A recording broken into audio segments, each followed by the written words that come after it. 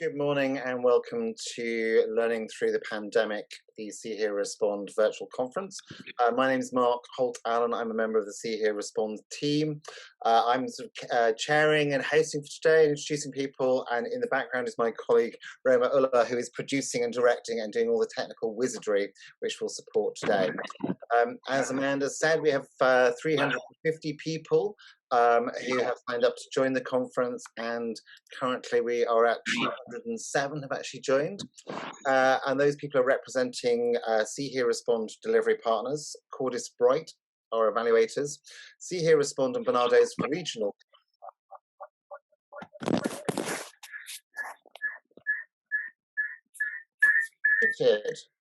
Sorry, I don't know what happened there. I would say, so we have now over 208 people who have joined the conference, and that's representing See Here Respond delivery partners, Cordis Bright, our evaluators, See Here Respond and Barnardo's regional teams, colleagues from the DfE, other commissioners and professionals from education, health and social care, and partners from across the wider voluntary sector.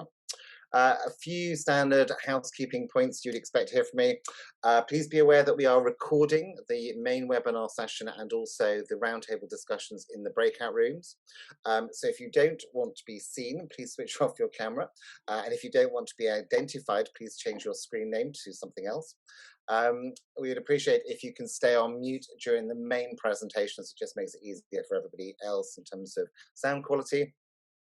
When we get to the various Q&A sections, if you could either type your question into the chat function accessible at the bottom of the screen, or raise your hand using the raise your hand icon, and we will come to you. If there are any questions that we don't get to answer in the main Q&A sessions, we will provide a written answer to all of the questions following the webinar when we circulate the recordings to people.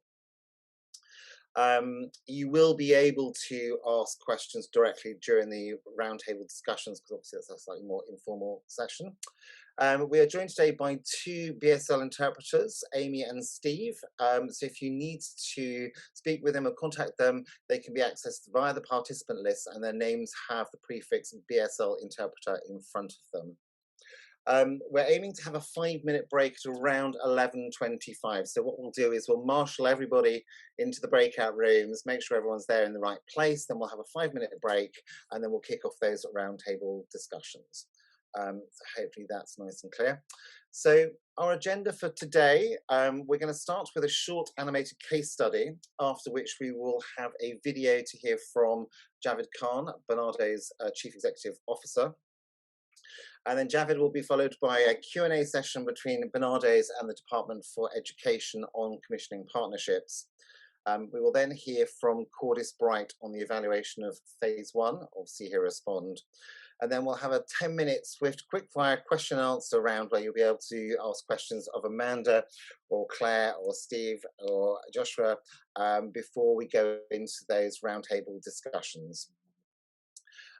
Once we've been in those roundtable discussions, the plan is to return to, you'll be sucked back into the main room at 12:15, where Amanda will take us through next steps, and we hope and intend to close the session at 12:30. So hopefully that's all fairly straightforward. No questions so far, which is good.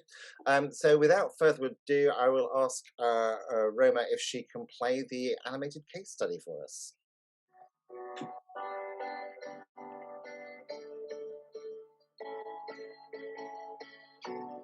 In June 2020, Barnardo's brought together a consortium of national and community-based charity and other partners to assist vulnerable children, young people, and their families that were adversely and disproportionately affected by the COVID-19 pandemic and lockdown measures. See Here Respond aim to identify, support, and safeguard children early, preventing additional harm and ensuring that needs that were triggered by or exacerbated during the pandemic and associated restrictions did not escalate to become chronic and persistent to levels that caused long-lasting harm to children and families. Between June the 15th, 2020 and March the 31st, 2021, See Here Respond supported over 100,000 children, young people and their families. The core support needs we saw were barriers to engagement with support services, barriers to reintegration into education, child and parental mental health, concerns about children outside the home, exposure to online harm, impact of caring responsibilities, isolation and loneliness, and parenting support, amongst many others.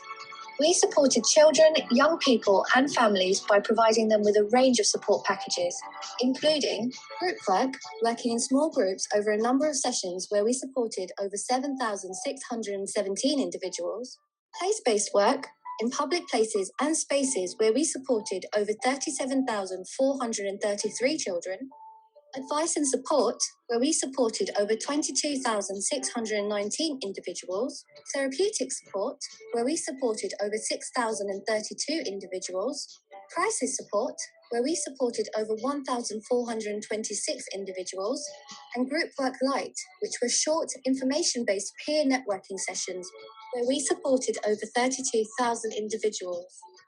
We responded to every referral made, so no child or family has gone without the support they needed and deserved. Here are some of their stories.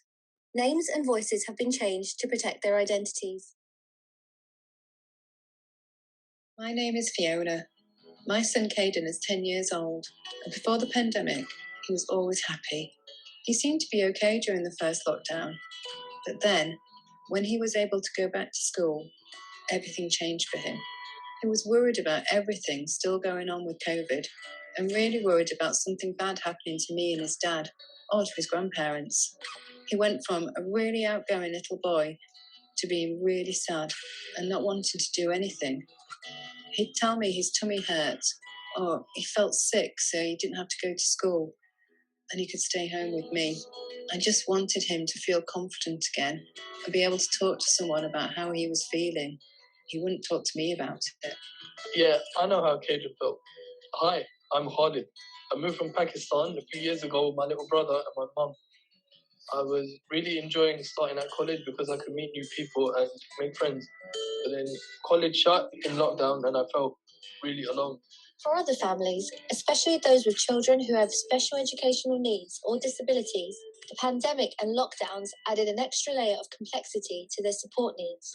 Being our fourth largest cohort group, See Here Respond worked with thousands of families with additional needs to get them the support they needed in flexible ways that work for them. I'm Will. For our family, the third lockdown was really tough. Our son Callum gets lots of one-to-one support in his school because he's got autism and he's non-verbal. Routine is very important for Callum. The school had to close during the winter lockdown and it meant that his routine was totally disrupted. He's only 5, and because of his learning difficulties, we couldn't explain to him why this was happening, so it was really hard for us. The lockdown also meant that there was no other places like play centres that were open for him. He wasn't getting any of the help he usually gets. We've got a big, supportive family, but we're not professionals. We just couldn't help him the way we wanted to. My son Damon is 14. He's got epilepsy, autism, and ADHD. He really struggled when school opened again for him in September because he wasn't used to leaving the house anymore. He was really anxious about even using the toilet anywhere else other than my house. He wasn't used to his old routine anymore, and he started getting really angry if someone around him did something he thought he was wrong. I didn't know how to support him. The pandemic's been so tough. Teddy was only 3 when we went into lockdown. Before then, we were so active. We used to go to groups at the children's centre, which kept me in touch with other parents and gave Teddy the chance to interact with other children too. It's all just changed overnight. I can relate. My first baby was due in January 2021, and finding out I was pregnant in lockdown was so scary. It was really difficult to access information or support when everything was closed and we had to stay indoors. And there was so much conflicting information out there on how the virus would affect pregnancy, what it would mean for childbirth and so on. There was so much to take in and I just didn't know where to turn. I get it completely. I live with my mum and I don't have many other friends who have kids, which is why Children's Centre has been so helpful for us. Pandemic also highlighted the struggles of young carers, See Here Respond's fifth largest cohort group. During the programme, we found that the addition of a caring responsibility had an adverse impact on the already disrupted lives of children and young people as a result of the pandemic. Young carers in particular required specific, tailored support. I'm Brandon, and I live in Manchester with my mum, my dad, and my big brother and my gran. Dad works a lot and mum has a really bad back, so she needs a lot of help at home. I moved to a new school just before the lockdown happened. I was making new friends and enjoying it, and then everything changed and schools closed. In September, when school opened again, I didn't want to go back. I didn't want to leave my mum. I just wanted to stay home with her.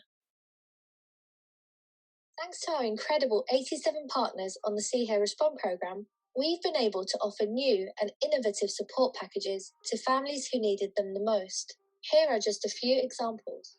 I talked to people at QED and they invited me to come to their weekend club and other activities they do. I get to play sports and different games with other friends my age, and now I feel a lot more confident and happy. I'm going to do some volunteering soon because I really enjoy being involved with them.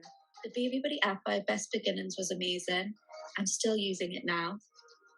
I was also able to speak with someone about how I was feeling, and I was very impressed. They gave me great advice and tools to manage my anxiety, which helped so much. I also really enjoyed the group support with other mums and dads. It made me feel less anxious and less alone. Trauma counselling helped me. I had sessions where I talked about how I was feeling. They made me feel really listened to. It was nice having someone who gets you. They taught me how to help keep myself calm when I was feeling anxious and helped me feel more positive and confident again. Emma were able to help us. One of their play workers came around to help us with keeping Zane stimulated, and they supported us to get him ready to go back to school when they could reopen. Young epilepsy helped Damon so much, and I really felt heard. We had weekly conversations with a worker over the phone. They signposted us to really useful information and resources, and even helped his school with a refresher on how to support young people with epilepsy. My best gave me a tablet, which I get onto the internet with. Helped me to catch up with my schoolwork. I also could talk to my friends too. We're so grateful for our computer that BME Young People's Project got for us. Now, Mustafa and Ayman can do their schoolwork on it easily. Previously, they couldn't always attend their school live Zoom lessons, as I would need my laptop to work or attend a work meeting. They have enabled my children to have their education back. Partners also did some incredible work connecting children, young people and families with services that could help them too. Manchester Young Lions talked to Mum, Dad and me about how I was feeling. They helped me feel less scared about leaving Mum at home, and they told me about their centre with an adventure playground. They told me if I start going back to school again, I could go there as a reward. I know Mum would be okay while I'm there. I'm also going to start going to a young carers group to meet other kids who look after their mums and other people in their family. आपकी मदद के लिए शुक्रिया सी है respond ए लोग को हमारी बात हम बैरी ने ए लोग को हमारी कदर हो गई ভাষায় বোঝানো যাইতো না এই প্রজেক্টের দ্বারা আমার ফ্যামিলির আমার বাচ্চাদের কতটুকু উপকার হয়েছে Děkujeme vám. Až budeme příště potřebovat pomoc, víme, na koho se obrátit. Kazana dera manena kizama famil sara makuma kuka der saat motivasyon. Proje çalışanı beni dinledi ve konuşmama fırsat verdi. ਤੁਸੀਂ ਸਾਡੇ ਪਰਿਵਾਰ ਵਾਸਤੇ ਬਹੁਤ ਕੁਝ ਕੀਤਾ ਵੇ aad iyo aad baa u mahadsantihiin sida ay caawiseen iyo inaa caawin iga siiseen inaan helo codkayga iyo sida igu taageerteen macasalaama. As a national programme who supported over 100,000 children, young people and families, these were only a few examples of the types of needs we saw and the types of support we provided.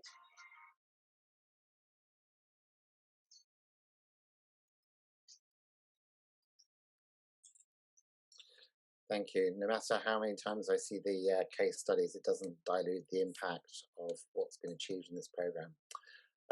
So we're now going to hear from Javid Khan, the Chief Executive Officer of Barnardo's, on how collaborative working has impacted on Barnardo's, in fact, and how what they've learned from working with a wide range of partners. Colleagues, the last year has been probably the most profound that any of us will ever live through. This time last year, when the pandemic arrived and the first lockdown, the first of 3 lockdowns was upon us, it had a dramatic effect on all of us and the work that we exist to do. Fundraising was seriously curtailed.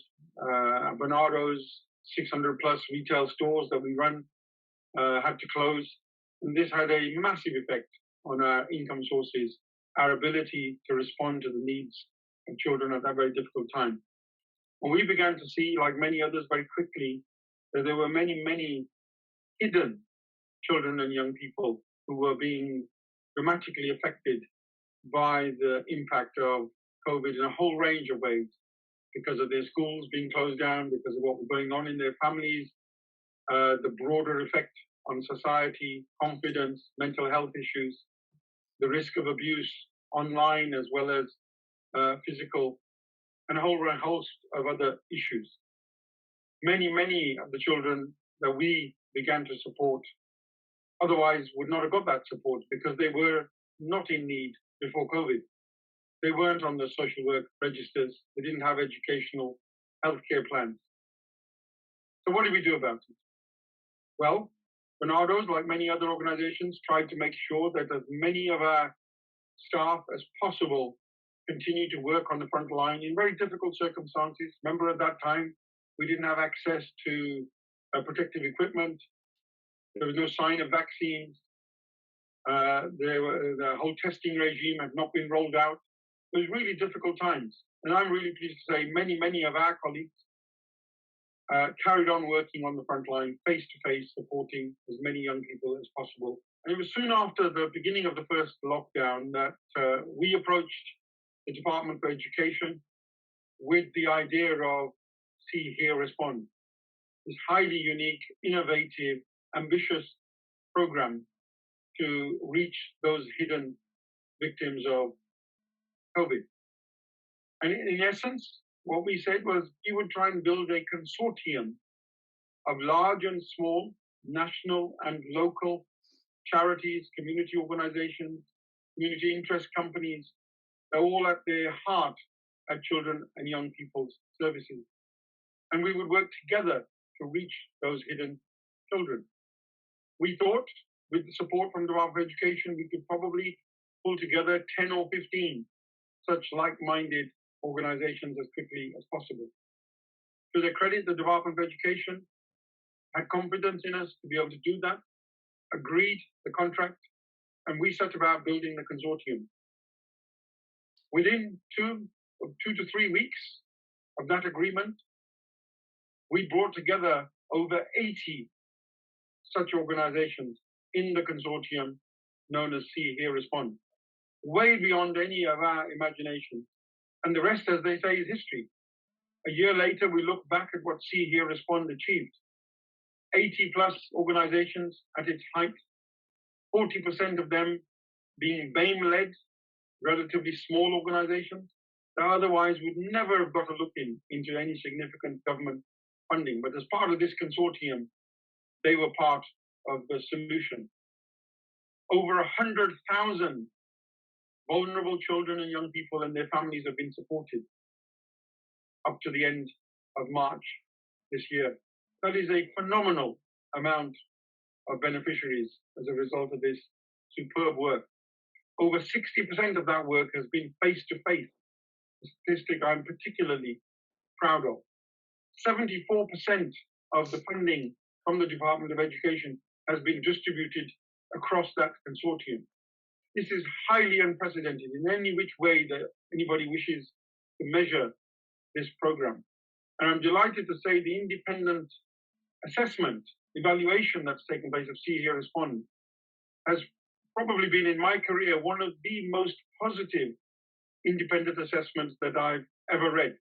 And as the Chief Executive of Barnardo's, I'm particularly proud of the contribution that we've made to this consortium, the work that my colleagues have done to lead it, but most importantly, to capture the learning from it as well. And we have learned a lot of what it takes to lead a consortium like this, or as I say, large and small, national and local players. And I hope that we've been able to contribute as well in terms of the capacity building of particularly some of the smaller partners. Because for me, this consortium at its heart has been underpinned by coming together of a partnership of equals. Size and scale didn't matter. What was the driving force was everybody's ability to reach the victims, the hidden victims of COVID, the children and young people who otherwise would not have been supported. Those who would have gone without digital devices, would have gone without mental health support, wouldn't have had the food vouchers and the other support that See Here Respond was able to provide. I've heard first-hand testimony from some of those community organizations and some of those beneficiaries as well, telling them of how critical the support that See Here Respond put in place was. So huge credit to all of you, for all of the roles that you've played. Take a bow, because I think it's part of something that has been wholly unique in the delivery of children's services support in this country. Never been done before. We owe a great level of thanks to the Department of Education for the funding that they gave us for as long as they gave it to us. But let's commit to continue to work together in every which way we can. Barnardo's, as I say, has learned a great deal from it. We want this kind of consortium working to be part of our DNA. Any large-scale challenge that we face, we want to build on what we've learned from See Here Respond. But once again, thanks to all of you. And I hope you find this gathering today is going to be beneficial in terms of learning from what we've been through, embracing the challenges that we've learned from, and committing to working together in the future in every which way we can. And thank you to Javed for that. And he sends his apologies that he wasn't able to attend today in person. So we're now going to move on to a question and answer session between Barnardo's and the DFE. And I would like to start by introducing Claire Owens. Claire, if you'd like to give a little wave. Claire is the team leader for the Department for Education's Tackling Harms Unit. And most specifically, Claire has been the contract manager for See Here Respond. And I'm also going to be joined in this section by Amanda Naylor, who most of you will know, who's the head of partnerships for See Here Respond. Just going to move you all around my screen so I can see you again. Brilliant. So we're going to be talking about the commissioning partnership and how government departments and organisations can learn and make decisions together. And my first question is going to be to Claire.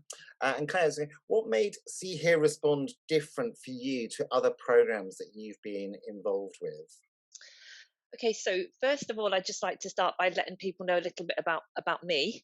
I am an experienced DFE contract manager, but I also have a background in youth work and creative work. So I spent quite a large part of my career as a creative arts worker working with young people. So I think for me, as an experienced contract manager in DFE and as an experienced civil servant, the two key things were the situation that we were in, i.e. the pandemic, and the speed at which we had to do something. And usually as a contract manager, you can take steps and you can think things through and you've got processes and there's logic. That kind of all went out the window. And what we had was a vision for doing something completely different and something completely quickly. One of my most favourite leadership books is a book called Future Engaged Deliver by Steve Radcliffe. So those of you who might want to delve into that. The key premise of leadership is being up to something together. And from the start, that is what See Here Respond has been. We've all been up to something together. Initially DFE and Barnardo's, and then when those 80 partners came on board, this massive group of people who were up to really amazing things all together. So I think the situation, the speed, just to recap, obviously, you know, it was a short-term opportunity. This kind of landed in our lap. DCMS had some money that they wanted to make available for charities, both to stop charities from having to close, but also to enable charities to do something new. And so we embraced the opportunity. Barnardo's had the idea. It came to me, it landed in my lap. I was like, brilliant, I'm going to love this. This is right up my street. You know, and so we spent a little bit of time, thinking about who are the groups that we would need to work with. You saw them all in the video there. We'd got some emerging evidence from the work that we'd done through our kind of our local partnerships, through hearing from directors of children's services about the groups of children we're most worried about. Just to recap, our groups were under 5, specifically babies and parents of new babies, children with a BAME background, children with SEND, those with increased risk of extrafamilial harms, and young carers. And then later on, we were able to add a 6th cohort group, which was mental health and wellbeing. And so we arrived at those groups and were really specific about making sure that these were children who were not already receiving service. Within DFE, we'd already really paid close attention to making sure those with a social worker were still getting social work support. So this was not for those children. This was for a different group of children, those who had become vulnerable for the first time during this pandemic, those not receiving a service, or in the examples of young carers, those whose needs may have changed as a result of the pandemic. So I'll stop there and hand over to Amanda. I think he's going to say a little bit more about scale and pace, I think. Yeah, I mean, I wrote the model, but I didn't expect to have to deliver it, I guess. So I was leading our child sexual abuse and exploitation program at the time, and suddenly was told, oh, they're going for it. You're going to need to make this happen. And so to make it happen at the scale and pace we really needed our entire organisation to just come together and help us. And we had our IS team developing data capture forms and dashboards so we could monitor what we were doing. And we had our business development team taking over 200 partner organisations applied to be partners. And within 6 weeks, we needed to do a due diligence process and contracting process to get the 87 on board. It was really huge. And at the back of my mind through all this mobilisation and development was, how are we going to reach these children? Because it was hurtling towards the point where schools were going to be closed and they would have been shut for all summer. And what all of us know is where we see our children every day and what their needs present is in school, right? That's where most of us get our referrals from, those really important, crucial eyes and ears in education settings who see those young people day in, day out and know when things have changed for them. And they no longer had those eyes and ears on those children. And so my big challenge was, where are we going to find them? And the answer was, of course, our local delivery partners who were in their communities, who knew those children, who knew those families, who knew that they could go stand at the food bank, who leafleted through thousands of houses on occasion, who talked to all their local partners around what was happening. And as soon as we had the network and partnership in place, schools then went back after summer, and we went from 50 to 100 referrals a week to over 2,000, peaking at 5,000. So all of that was new to me, the size, the scale, and the pace. And we couldn't have done it alone. It really was about making decisions together on a daily basis. So I just would like to say a little bit more about the partnership and that collective vision that we had. It made our program structure really easy because we were all working towards the same vision. We came together just to sort of give people a slight insight in the first few months of the program daily, and that often isn't possible, but because of the scale and size, it just felt like we had to speak daily, and there was always so much to say, and there were such amazing conversations like, what's happened today? And so that was brilliant. We then moved to weekly operational meetings. We had a program board structure. There was nothing that we couldn't achieve in this partnership together. Even some of the things that really sometimes are tricky for government in terms of commercial processes, we just embraced them and said, right, our commercial partners helped us to be really flexible. The contract was able to then work for the smaller partners, and everything that we came across, we were just like, yeah, okay, we can sort that out. And we didn't delay as far as we could. We got on and we did things really quickly. And I think a lot of that was down to the communications as well, Amanda. I think you were going to say something on that. Yeah, so it's I've never, and I'm not saying this because Claire is here, and Claire's become a very valued colleague for me. I've never had an experience with a government department that really asked as many questions and cared as much about what was happening to children.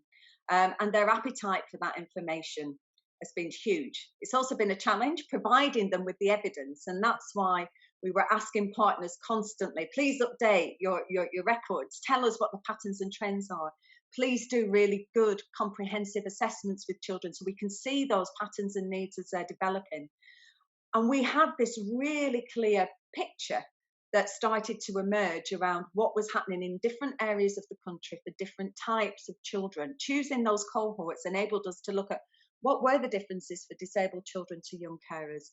Why did some children not come to us through any of the services and we needed to deploy detached place-based teams on the streets? Why was mental health becoming so prevalent?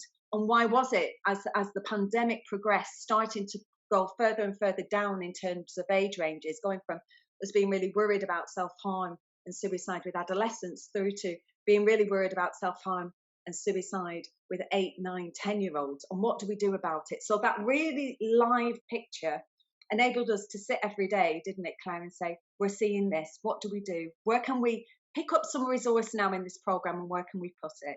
What partners do we have that have expertise that could train the entire partnership on this particular issue really quickly with no cost, so everybody's skilled up? And it was that ability and agility that came through only because we had regular communication, but not just communication mechanisms that the department really wanted to hear, and they really listened and they responded. So it wasn't just us hearing and responding to children. We needed a contracting process that saw what was happening, heard what we were facing, and was able to respond to us as well. And I think that really just brings together the heart of what made this a real success for me in terms of governance. Great, thank you both. Just being conscious of time, I'm going to ask you to briefly now answer my second question, starting with Claire.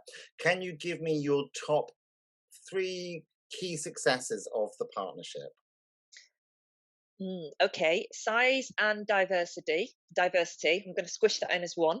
And breadth and depth of partners. I mean, we've mentioned it already. Those, large national, small grassroots, sports, creative, specialist, babies, detached youth work, and the flexibility in which those partners were able to deliver. So that's 1 and 2, I think.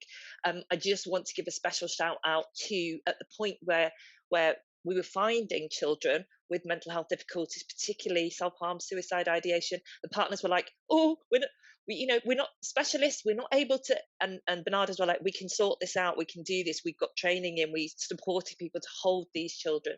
So that is one of my top successes. The fact that even when the partners were like, "This is really tricky. I'm not sure we can do this," Barnardo's were like, we can do this together.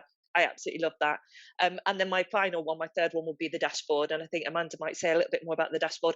Our appetite for information, as you say, was just beyond belief. I'd be on the phone. "Can you just find me something about this?" "Yep, we can tell you numbers of young carers. Yep, numbers of babies. Yep, what have we got?" So the dashboard was a thing of beauty. I think we did say at one point we absolutely smashed it with that dashboard. Anybody want to see any visuals on that, speak to Mark and Amanda about it, because it is an amazing thing and came together so quickly. Sorry, you asked me to be quick, Mark, and I wasn't. That's great. Thank you, Amanda. Amanda, your top 3. Not much more to add, really. I guess for me, on top of just the breadth and depth and expertise of the partnership, their ability and willingness to take risks and do more. The added value that came, we were actually contracted to work with 46,000 children, and we reached 100,000 children and families, which is immense. And the only way we could do that was the voluntary sector doing what the voluntary sector does best, which is putting in that extra effort. Now, I am a statutory, my background, a lot of my background is in statutory services, and I watch my statutory colleagues work their hearts out every day, and we watch statutory colleagues work their hearts out every day in this programme. But there's something around the voluntary sector that mobilises communities, people in communities that can do that bit more.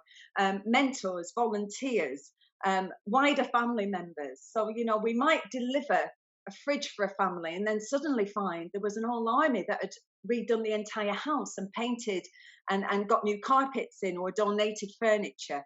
They were able to bring in so much more than just their own services. So for me, that was the biggest success, and I won't say any more. Brilliant. Thank you very much. I think the next question is a really, really interesting one, because I think there is no doubt this has been an incredibly successful partnership.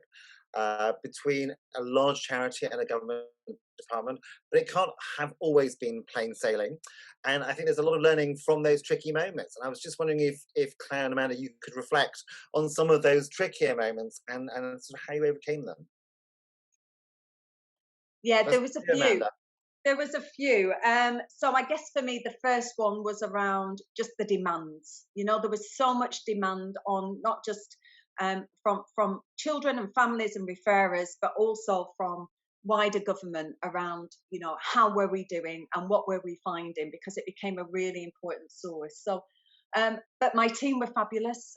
Everybody worked their hearts out on this programme, and we couldn't have met those demands without our partners agreeing to often duplicate their own data capture on our system.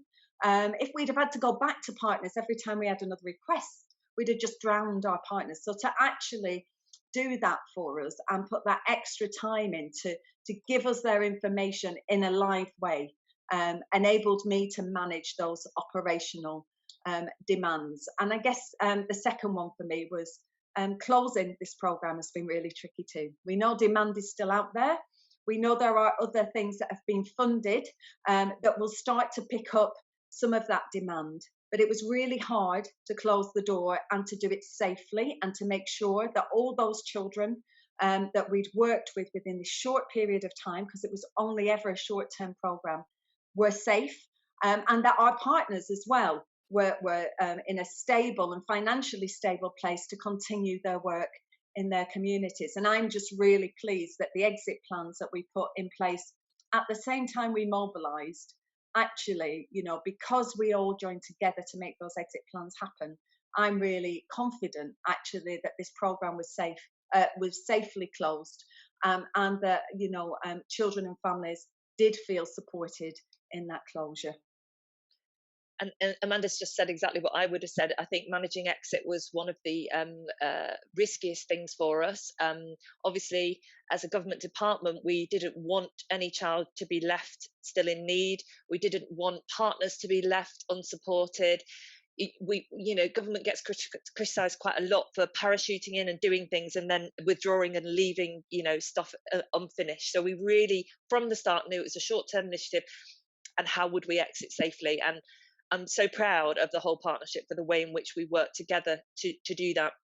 I don't want to end on a negative though. I want to end with the legacy stuff, because for us, for all of us, there's so much interest in See Hear Respond. I mean, we could talk every day, all day about it. So many people want to hear about it. And for me, other government departments, I think I've heard Javid talk about the number of times it was mentioned in Parliament over the period. And, you know, to have other government departments ringing me up saying, can you talk to us about how you've got those partners to all work like that? And could we do a similar thing in terms of supporting this type of community or that community? And I'm like, just come along, we'll tell you all about it, how we did it. So, you know, I think so much learning from both the programme and the exit process, and just our ability to kind of really think about specific groups, specific demographics, you know, how much we learned about what was going on for particular communities is just such a legacy. So I don't want to focus on the tricky moments, but focus on the legacy, Mark, if that's all right. Brilliant, thank you very much. And I completely agree, Claire. There's so much to be learned from this partnership model that's being created, and how you can work where you all have commitment and trust, and just see what you can deliver. There will be lots which Barnardo's will be able to share through the dissemination of the evaluation.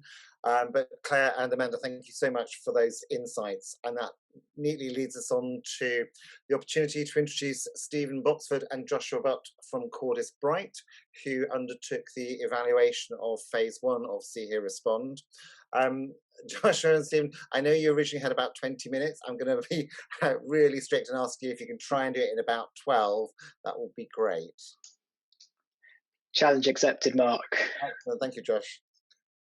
Thank you, Mark. I think Josh is going to try and share some slides with you now. I'm a bit nervous because the first 3 sessions so far have been amazing, and I'm hoping that we're going to continue that. So I should say thank you very much for inviting us. I'm Steve Boxford. I'm the head of research and director at Cordis Bright, and Josh is a senior consultant at Cordis Bright, and we've been working on the evaluation. Cordis Bright is an organisation that specialises in conducting research and evaluation across children's services, and we're really pleased to be able to talk about See Hear Respond this morning to such a wide audience. And I think one of the reasons we're really pleased is because we think it's an evaluation that provides a breadth and depth of evidence about a really well implemented programme that supported thousands of children and young people adversely affected by the pandemic. So I think I'm going to say to Josh, I should say that Josh is going to take over this in about 5 minutes time and continue talking through some slides, but I'm going to try and set the context. So if it goes to the next slide, please, Josh. So one of the key things about the evaluation was that it's been a really collaborative approach. And I think that's actually in keeping with the approach across See Hear Respond in terms of how Barnardo's has worked with delivery partners and also how the program's worked with funders and the DFE, which I think is one of the key positives actually of See Hear Respond, but I'm already digressing. So in any case, the evaluation brief was really about 3 key questions, which you can see there on the slide. But the other thing to say is that at the beginning of the programme, we worked collaboratively with Barnardo's, the DFE, and other key stakeholders to actually refine those evaluation questions and develop an evaluation framework, which we then used for evaluating phase 1 of the programme. Next slide, please, Josh. As part of that process, really early on, so within about a month of us starting, and by the end of August last year, time seems to have flown, we developed a logic model for See Hear Respond, again collaboratively with Barnardo's and key stakeholders, and that was really to demonstrate the mechanisms that See Hear Respond was going to achieve outcomes and impacts by. And the other thing to say that was really good about, or I really enjoyed, I should say, about the evaluation was it was real time in nature. So throughout the process, we developed that logic model and evaluation framework by the end of September last year. We were then doing interim reporting that we delivered in October, which included formative recommendations and helped input into and provide reassurance around the programme going in the right direction. And then also that final evaluation report that was delivered in February this year. And I suppose one of the key things about that real-time evaluation approach is that the evidence is informing the development of the programme. Next slide, please, Josh. The other positive thing was we took a mixed methods approach to the evaluation. I think one of the key things here is that I think the evidence of the impact that the programme has had is really quite strong in terms of the triangulation of methods. So we spoke to over 100 programme stakeholders and delivery partners. We've interviewed 37 children in depth, 49 parents, surveyed 150 children. But one of the key benefits and one of the key strengths of the programme, I think, has been its approach to using data. And if we go on to the next slide, I can talk a bit more about that. And I think Amanda and Claire have already spoken about this, so I'll be quite quick. But not only did that data help inform sort of real-time decision-making and allocation of resources, and making sure that resource reached the children that most needed it, it also, from an evaluator's point of view, was a dream. It's very rare that we get such a good comprehensive database that focuses on collecting evidence of need, activity, and outcome for children and young people, both in terms of on an individual level, but also children in group work. So one of the key strengths, I think, of this programme has been that approach to using data and taking an evidence-led approach, which I could wax lyrical about for the next hour, but I'm not going to. I'm now going to hand over to Josh. Hi, thanks everyone. Thanks, Steve. So I'm going to start off by talking a little bit about some of See Hear Respond's achievements in relation to children and young people and families. We've already heard from Amanda and Claire and from children themselves in the wonderful animation that kicked off this event about some of the fantastic things that have been achieved by See Hear Respond.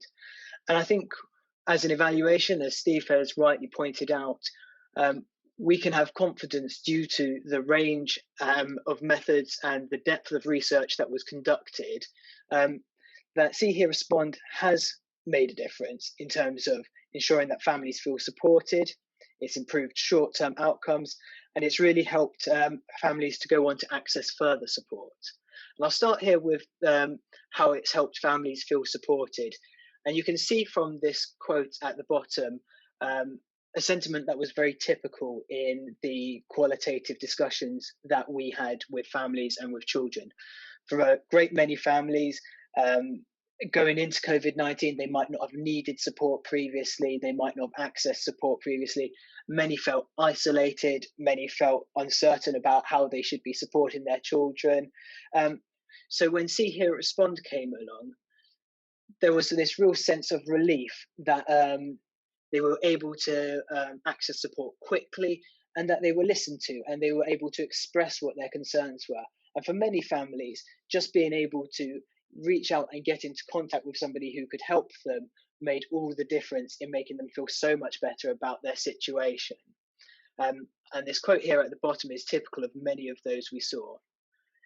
We can also see that there was a range of quantitative feedback that was collected by partners that shows that See Hear Respond took a really supportive, person-centered approach to the way it delivered the assistance that it did.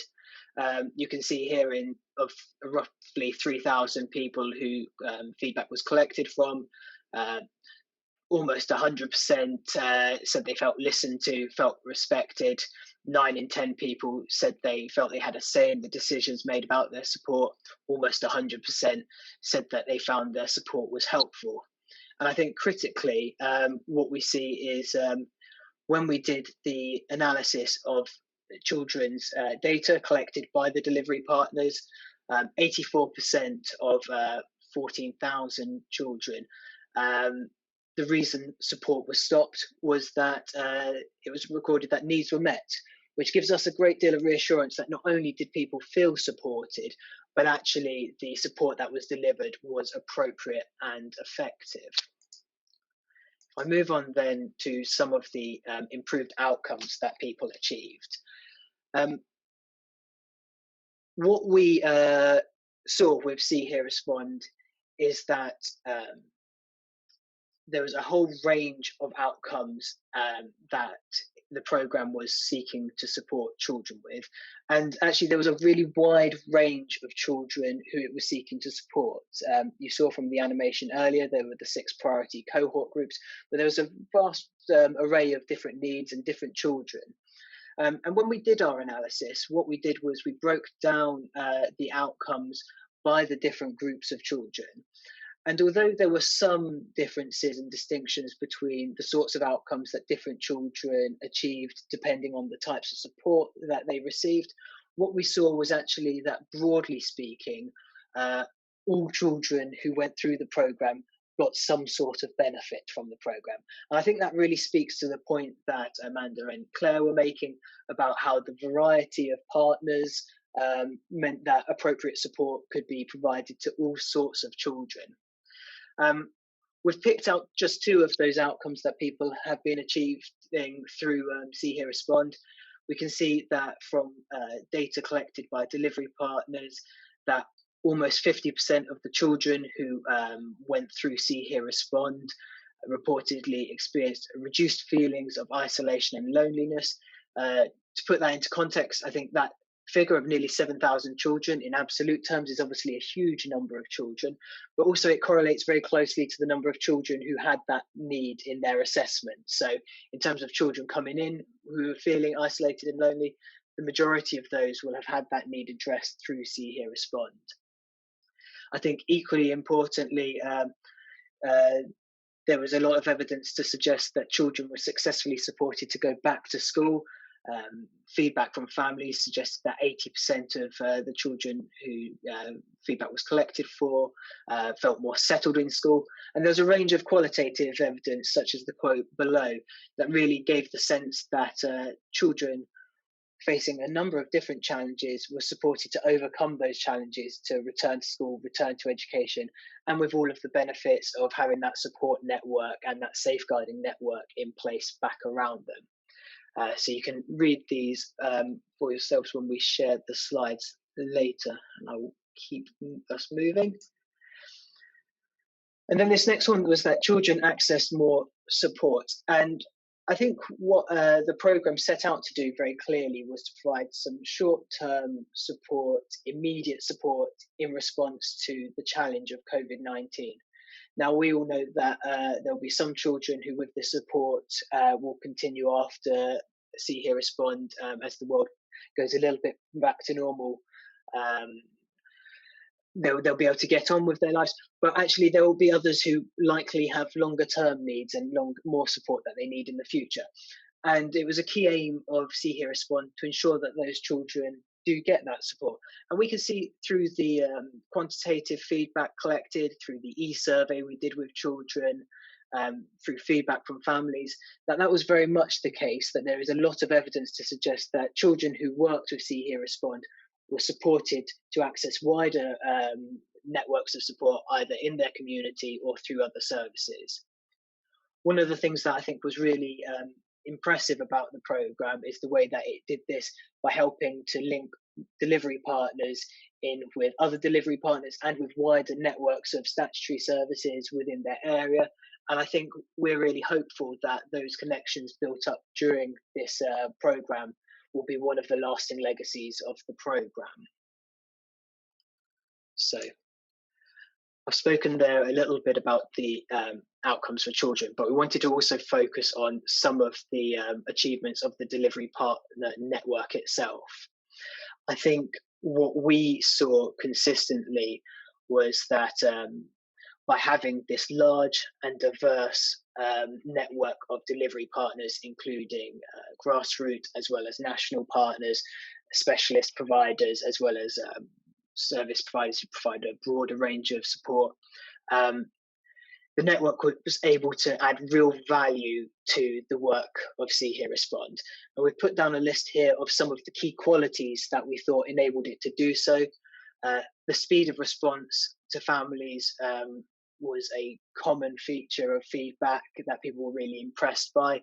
In particular, there was a sense that smaller voluntary sector organisations were able to move quite rapidly, to be very nimble in the way that they responded to challenges. But really having that diverse range of experience, expertise within your delivery partner network was vitally important to ensuring that children received the type of support that they needed. And I think that's borne out in the slides that we've just discussed in terms of the number of children who had their needs met. Furthermore, I think we can see that there was a range of qualities about the way support was provided. It was child-centred. There was a lot of creativity about how the support was provided. It focused on empowering children and families, providing a trusted adult from outside the home, somebody people would speak to, really helped. And then the last thing is that there was a really wide range of support that was offered. So that included a mix of online and in-person support, group work and individual support, detached youth work. And by having that mixed economy of support, again, you are able to provide the right support depending on the needs of the child. We have a quote here that I think really sums up that sentiment. I think demonstrating the flexibility across the network, I think, is very much something we saw in a number of cases.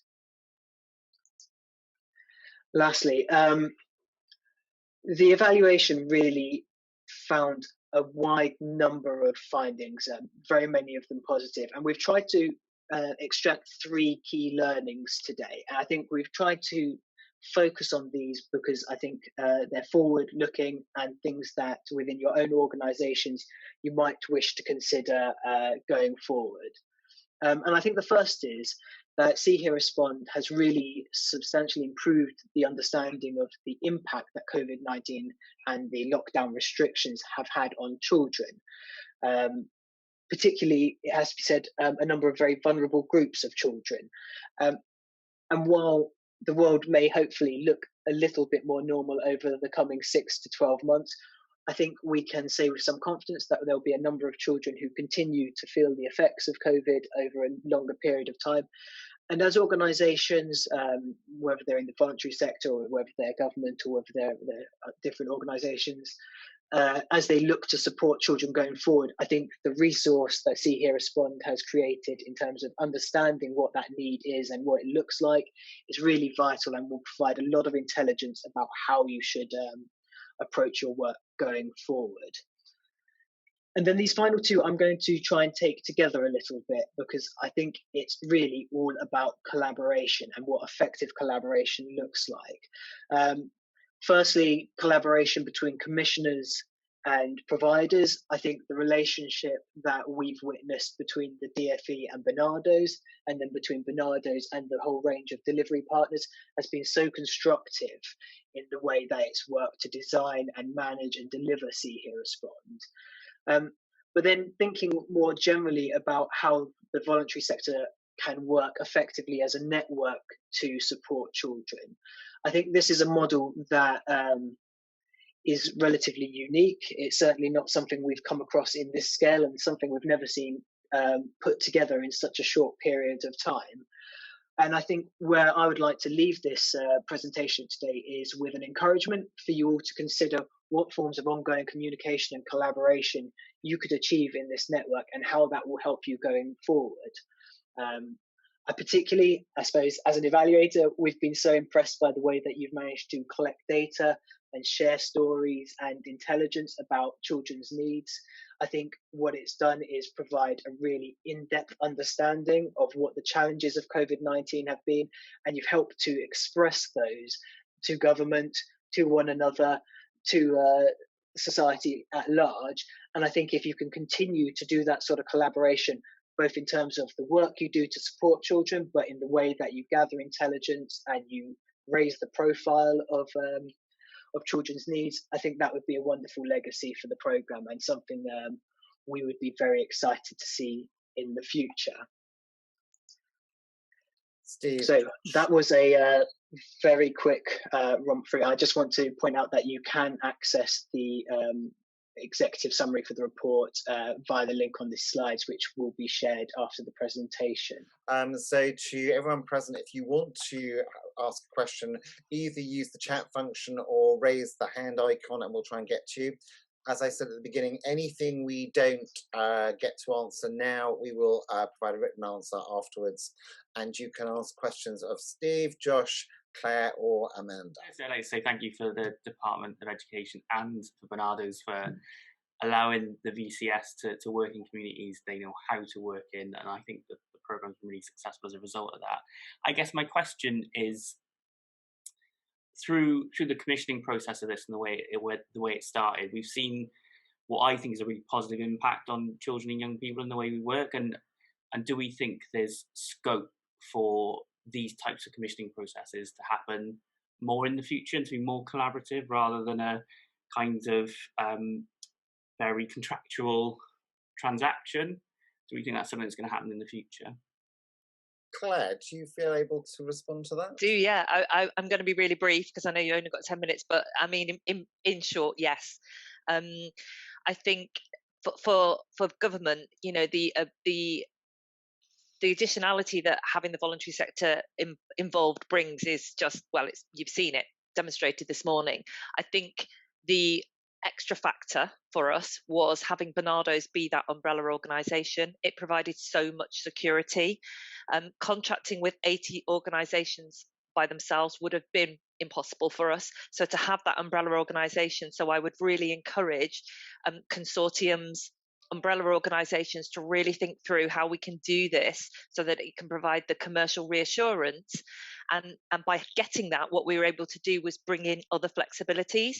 So, you know, because I was reassured that the contract was going to be delivered, we could be flexible about then how we needed to move the money around when we saw that there were needs in other places. So certain bits of money weren't being spent here, so we moved it to here. I hope that answers the question. But as I say, I've certainly had lots of inquiries from other government departments about thinking through how we might do this. And DFE have a learning event across government where we'll be encouraging commercial partners to attend to hear about how we did this. Thank you. Amanda, do you just want to add 30 seconds on Barnardo's view on partnership working?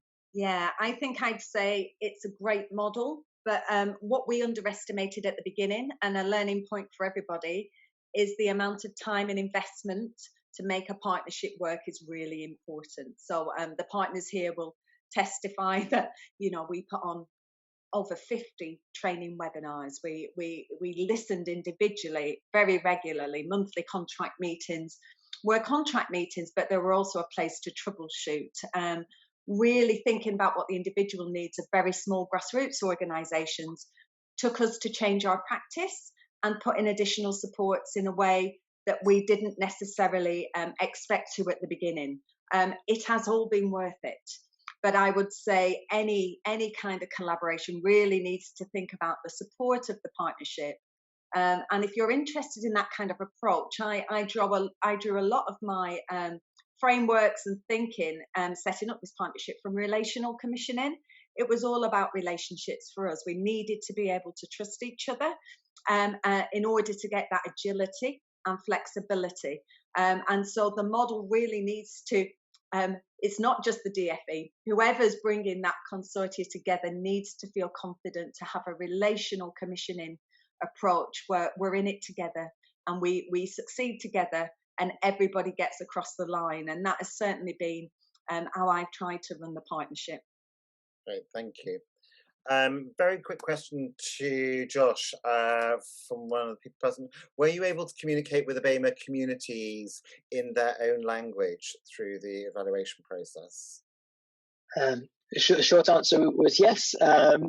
Happily, within Cordis Bright's own research team, we have some of the language skills that were necessary, but where specific communities needed either language, we were able to try and organise that either in partnership with Barnardo's who have their own relationships with people, but also with the organisations who put us in touch with those families as well. And I would just briefly add to that sort of reasonable adjustments, we were able to do that not only for people who had language challenges, but other forms of communication challenge. For example, by allowing carers or professionals to support young people to communicate with us as well through interviews. So there were a number of steps we took in that respect. Great, thanks, Josh. Joe, from the WAVE project, you have your hand up. Thanks, Mark. Yeah, so it's really encouraging, Claire, to hear that you're keen to do more of this kind of work. I think we're all up for that. I did wonder, is there any scope for linking up with the whole social prescribing agenda that Department for Health are pushing at the moment? And it does seem to me that this is a really great model for that, that they're not really using, and I wondered if that's something that might be possible. Sorry, I was going to say, Amanda, do you want to take that one? Because I know you've had some conversations with colleagues at Department for Health. Yeah. So as well as the programme board, we also had a programme advisory board, and we've had very active involvement from NHS England, and we've had other conversations with NHSX, who are leading the social prescribing work. And many of you were invited to a social prescribing workshop. Joe, you're absolutely right. I think there's some really good evidence about social prescribing for adults. Children's work is a little bit behind, and we're really trying to push that agenda with our health director, Rukhsana Kapasi, who, if any of you are interested in being part of thinking around social prescribing, we will be giving you details of how to get into contact with us at the end of this webinar. And we really want to push into that space for children and young people. And the reason being is that we know, particularly around mental health and emotional well-being, we've seen quite chronic issues for children and young people during the pandemic. But what we've also evidenced, I think, which is really important, that a social model of support, which is giving children trusted adults, connecting them back into peer groups, giving them positive activities, helping them develop coping strategies whilst improving their protective structures and safe spaces, that's had a massive impact. Children who previously we might have thought, oh, they need CAMS, actually, when we put that type of support in, have really flourished and thrived. Now, we still need CAMS. There are some children that still need that type of support. But if there are other children that we can start to work in a different way that doesn't medicalise their needs, that does connect them into wider community support models, that's where we need to be. So we are really keen at Barnardo's to keep pushing that. And I know Department for Education I've been sharing that data right across not just Department for Health, but other governmental departments as well. And we've talked about that very regularly at very senior levels with policy advisors. So Jo, we're really with you on that. We're really advocating for that to continue. Jo, and I think the other thing as well is all of the partners have agreed to come onto our stakeholder list. So as and when we find opportunities across other government departments and within DFE, opportunities I'm thinking of right at the moment, early help, family hubs, all sorts of things where we need to talk to you about the way in which services could be delivered for children, we'll be in touch. So, you know, if you can bear that in mind and respond when we come to you with requests and thoughts and ideas, that'd be wonderful. Thank you.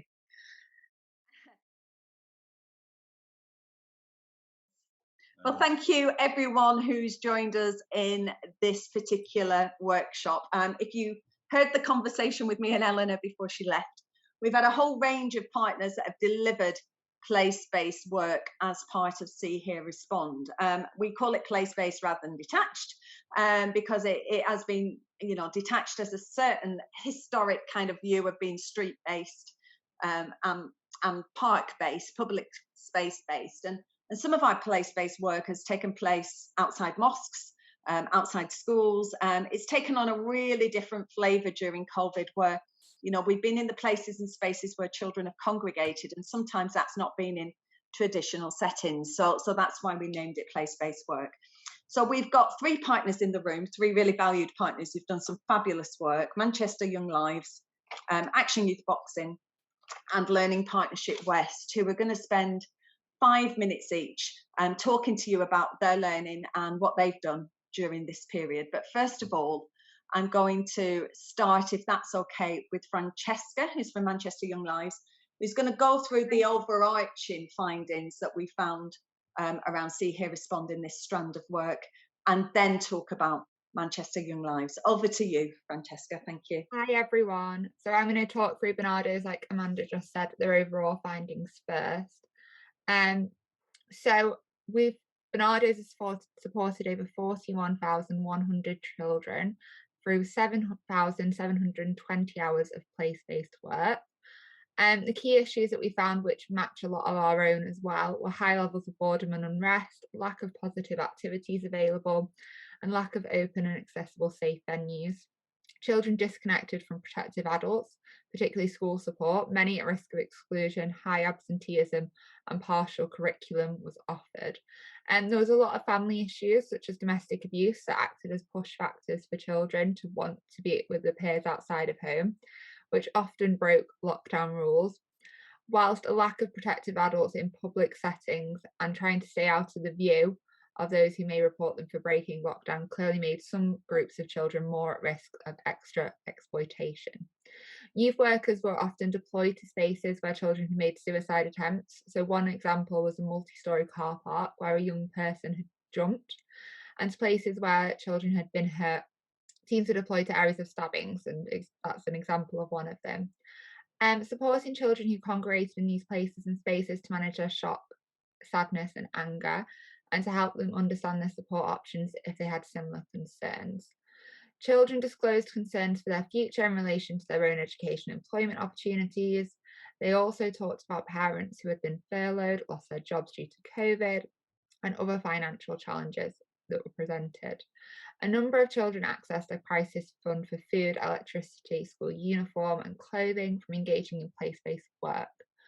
Children felt focused about information about COVID, social distancing and health, and that they lacked factual and accessible information. Youth workers de-escalated a large number of antisocial behaviour and trespass incidences and supported children's safety who had taken alcohol or other substances. Place-based workers liaised frequently with community safety teams, police and ambulance services to provide joined-up support for children to ensure they were based in hotspot areas.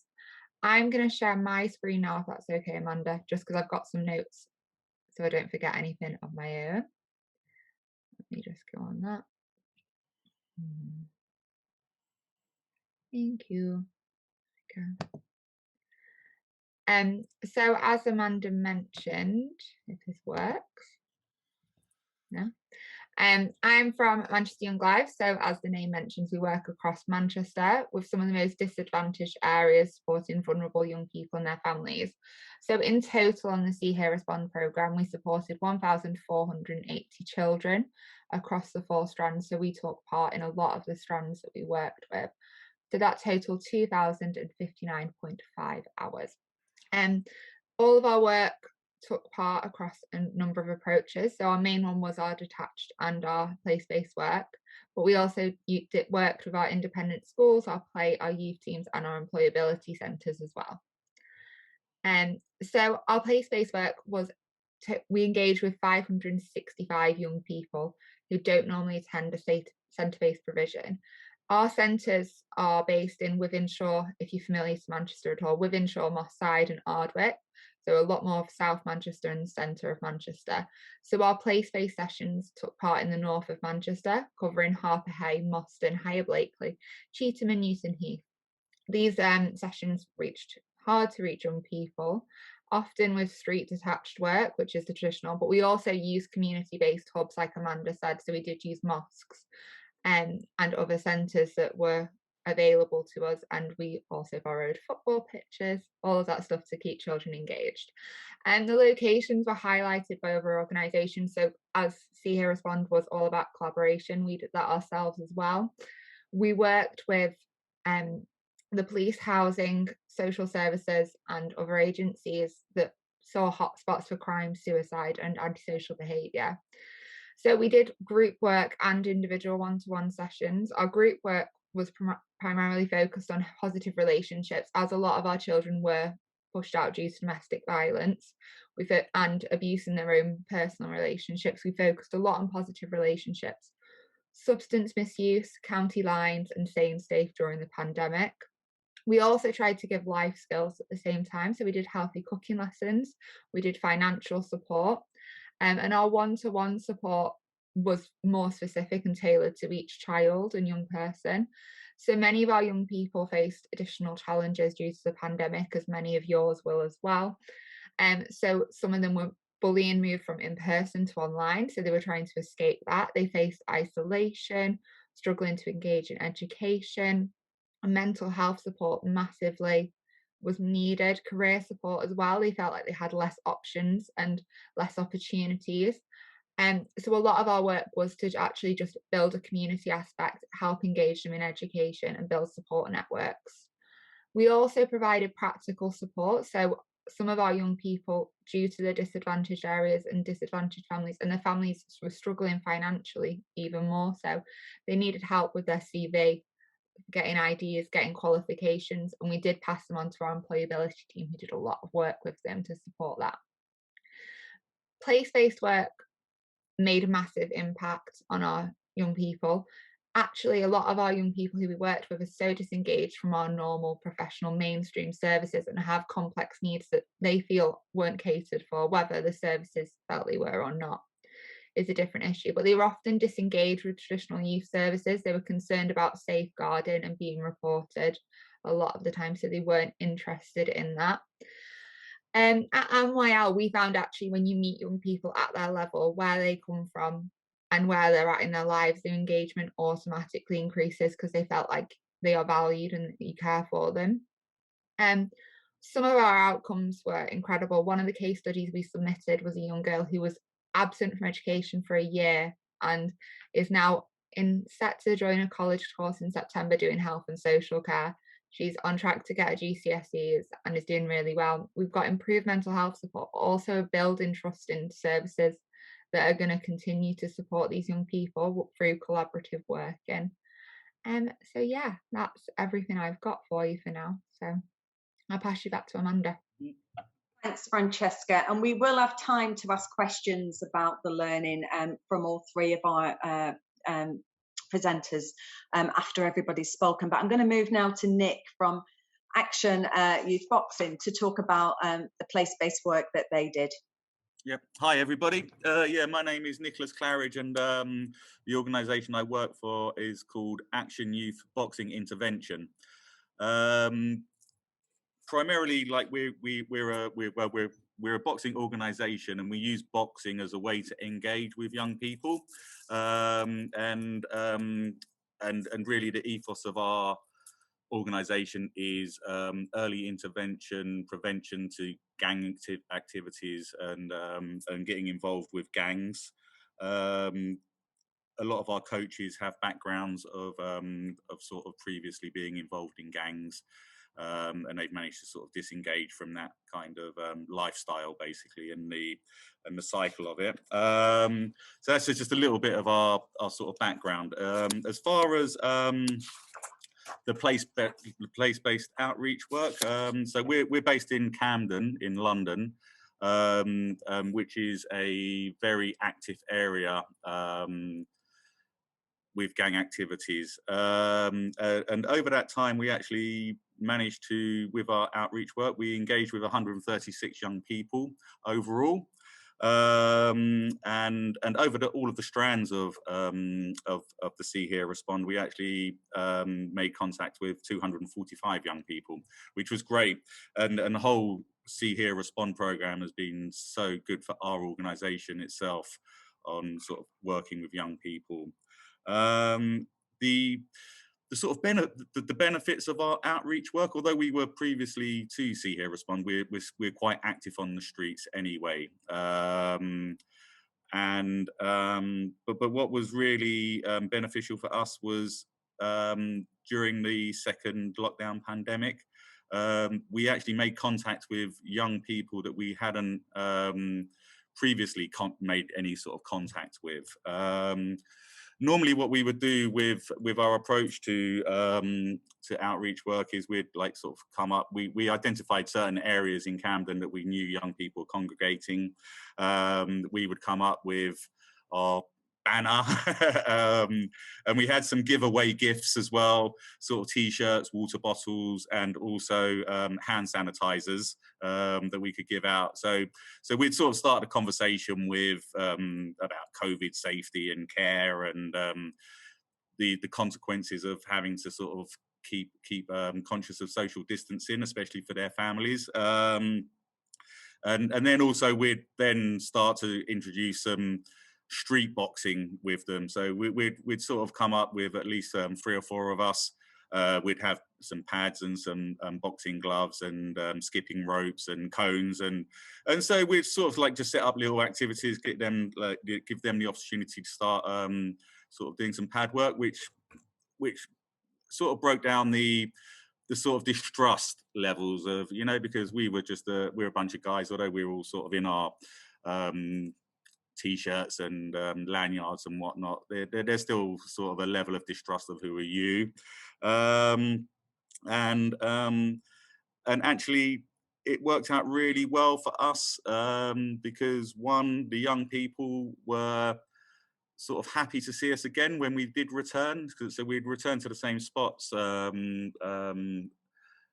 not just go to different spots all the time, and sort of quite often when we would turn up, they were like, "Oh, you're back," and they were looking forward to getting into some boxing, and then that sort of just broke down the barriers of communication, and it gave us a feel of what was happening on the streets of Camden during the pandemic, and of gang activities that were happening, or sort of arguments between different sort of gangs in Camden, because that was quite like sort of literally in Camden, which I'm sure it's the same all over the country, is one road will be one gang, and then you cross that road and then you're into another gang, and so we were able to sort of communicate with the kids, talk to them about safety, work with them on sort of managing emotions and reacting and putting things into context, and talking to them about the actual impact of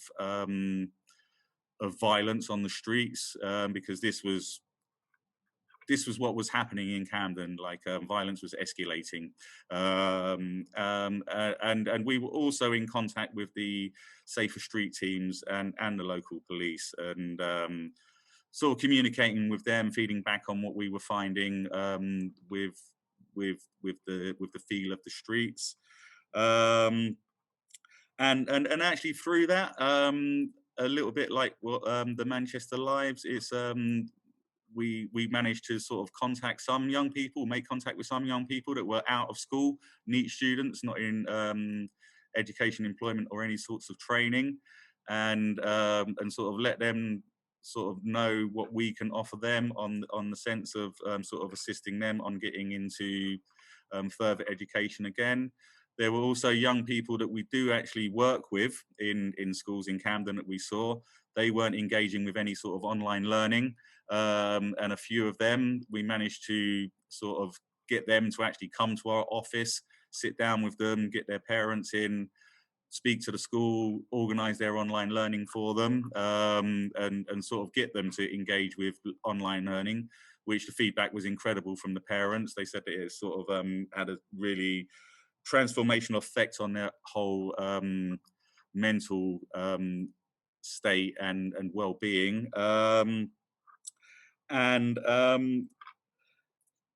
just sort of like the chance to sort of get young people that are now sort of engaging with our organisation, and looking at ways of disengaging from the kind of lifestyle that they're involved in, basically, because a lot of the young people that we come in contact with, some of them are what we call impersonators. Yeah, so they're not really, they don't have the sort of actual mentality of like sort of being a hardcore gang member and violence. A lot of it's just copycat behavior that they sort of learn and they think it's cool.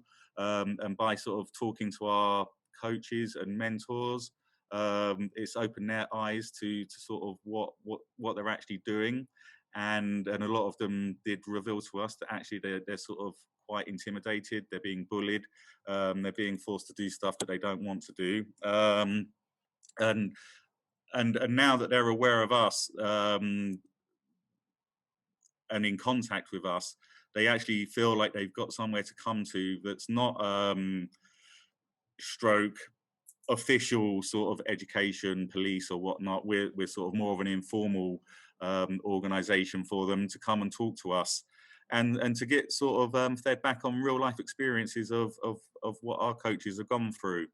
I think I've gone over the 5 minutes now. It's okay. I was just going to interrupt you now. I think that's really fascinating and really helpful. I'm sure lots of people will have questions. So I'm going to nip to Rob now, if that's okay, and then we'll open it up. Thank you, everybody. Thank you. Thanks, Rob. Nick, that was great. Rob, over to you from Learning Partnership West. Hi, I'm Rob from Learning Partnership West. I'm the head of the youth service. We deliver play, youth and education opportunities to children and young people across Bristol and South Gloucestershire. We were really fortunate to be part of the See Here Respond programme, and place-based work made up the majority of our offer. And the reason for that is we were already aware of young people that had moved spaces and the places that they hung around in. And through the Roots project that we do in partnership with Barnardo's, we were aware that where some young people hung out, they no longer hung out in those spaces. So we felt it was really important to go and find those young people and find out where they were hanging out. And through the project, we really realised the importance of place-based and detached work, and how that would enable us to build those relationships with those young people that may not have been able to be at home, that were not in education, didn't have a safe space to be themselves and to meet their friends. Sometimes meeting their peers was a bit of safety, a bit of relief from home. And one thing we were really surprised at is the willingness of young people to want that support. It was a real stark difference through the pandemic to normal detached work, and we really changed it. It wasn't detached work in the old style sense where you go and you deliver a planned project alongside young people. It was very much actually, where are these young people? How do we go and find them? And are they okay? That was the main question we were asking ourselves, is are they okay? And I think one of the starkest things we had, and we were fortunate enough to meet a young person out and about, rummaging through a bin, looking for food and clothes. They had no support. The parents were really struggling, but too embarrassed to ask for help. So we we happened to know the family, so we sparked a conversation with the young person, which naturally led on to a crisis intervention through the See Hear Respond programme, which led on to signing up to a food bank, getting regular crisis support to help them through. And I think simple things like that was only available because place-based work was available to us to complete. And there's another incident where a young person had lost their brother. The mother had turned to alcohol. Normally a school would pick up on this over time. They'd notice a change in the young person's behaviours and relationship with school and how they're feeling. But as school was so on and off, no one had really realised. And it was only through the place-based work that we were doing that we were able to meet this young person and have that conversation about what's going on at home, get them into bereavement counselling, get some support for mum. So it wasn't about us delivering the whole project to that young person. It was about us going in, dealing with the crisis in front of them, and then supporting them to come out. But without place-based work and us finding those young people in the first place, I don't think that young person would have received any support up until probably around about now, where schools have started to fully reopen and we're seeing things turn to normal a little bit. And I think 9 months down the line, it might have been too late for mum or even her with some of the struggles she was going through. So I guess, place-based work really allowed us to do that. And we delivered over 343 sessions through the programme and reached, we saw over 2,800 young people through that project across Bristol. So it was quite large numbers. And we did that through, I guess, the programme and us knowing our communities quite well. And we knew where we were needed. We knew where we needed to deploy the staff. And our staff work and live within the communities that they're based in. So actually it was fairly simple for us to go, okay, the need is going to be in these 3 places, so let's go. And we actually ended up delivering about 13 sessions across the whole of Bristol. And then that connected us quite closely to statutory services, and there was a lot of community response meetings put in by the local authority, and we were able to respond to some of the need that was occurring. So where there was ASB and there was large groups of young people, it was almost relieving some of that strain on the police to go out and deal with some of the ASB or minor issues that actually youth work is well equipped to deal with. So we were almost giving a little bit of stress relief to other statutory bodies that didn't have the time or availability to go out and deal with some of these issues. That's a really lovely combination of overviews of both the value of place-based work and its reach and what it can do, and particularly, what we found, and it's another workshop, but the holistic nature of See Hear Respond, being able to provide additional support when we saw those needs, I think has really shone through all your presentations. So I'm going to open it up now to other people in the room. Just unmute yourself. There's small enough numbers for us to just have a conversation. Any questions you want to ask, or any wider experience of place-based work anybody wanted to talk about? We've got a little bit of time left, around 6 or 7 minutes, just to kind of some of those questions, if that's okay. It's not a question from me, Amanda, but more a comment. I think one of the most amazing things that we picked up on our weekly operational meetings was seeing a difference in the way in which young people would respond to the place-based work. That in traditional detached youth work, you might have seen young people kind of running the other way, away from professionals.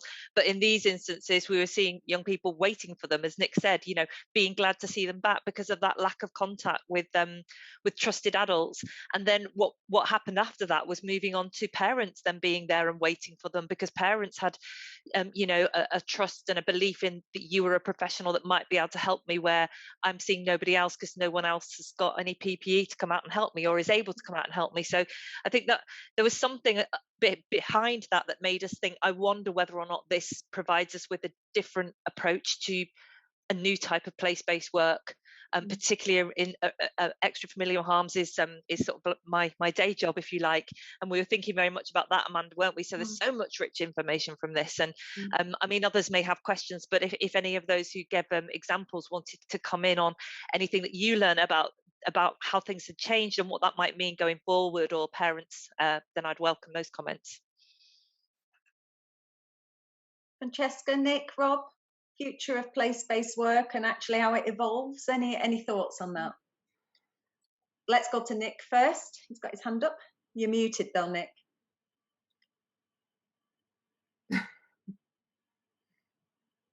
I'm going to come to Francesca. There you go. There you go. Okay, yeah. So, yeah, no. For us, it's for us, the actual the idea of taking our boxing to the streets. We've just sort of recognised that is something that we're going to continue because it did have a positive effect.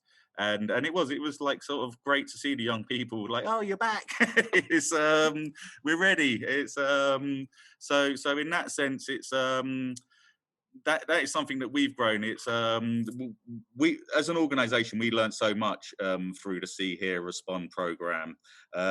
Probably one of the most enlightening things that we learned, which wasn't exactly with the place-based work, but overall, was that young people that weren't engaging with education, that had the opportunity to engage in education, they were coming to us feeling depressed, anxious, all of these things.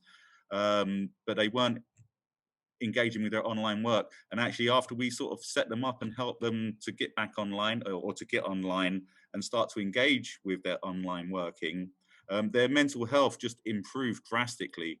It's they were so much happier.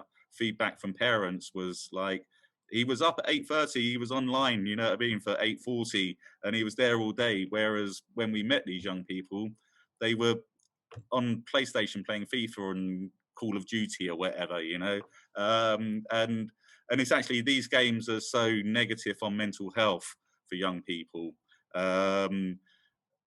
that it was just amazing to see the effect that actually sort of getting them away from that and getting into their online learning.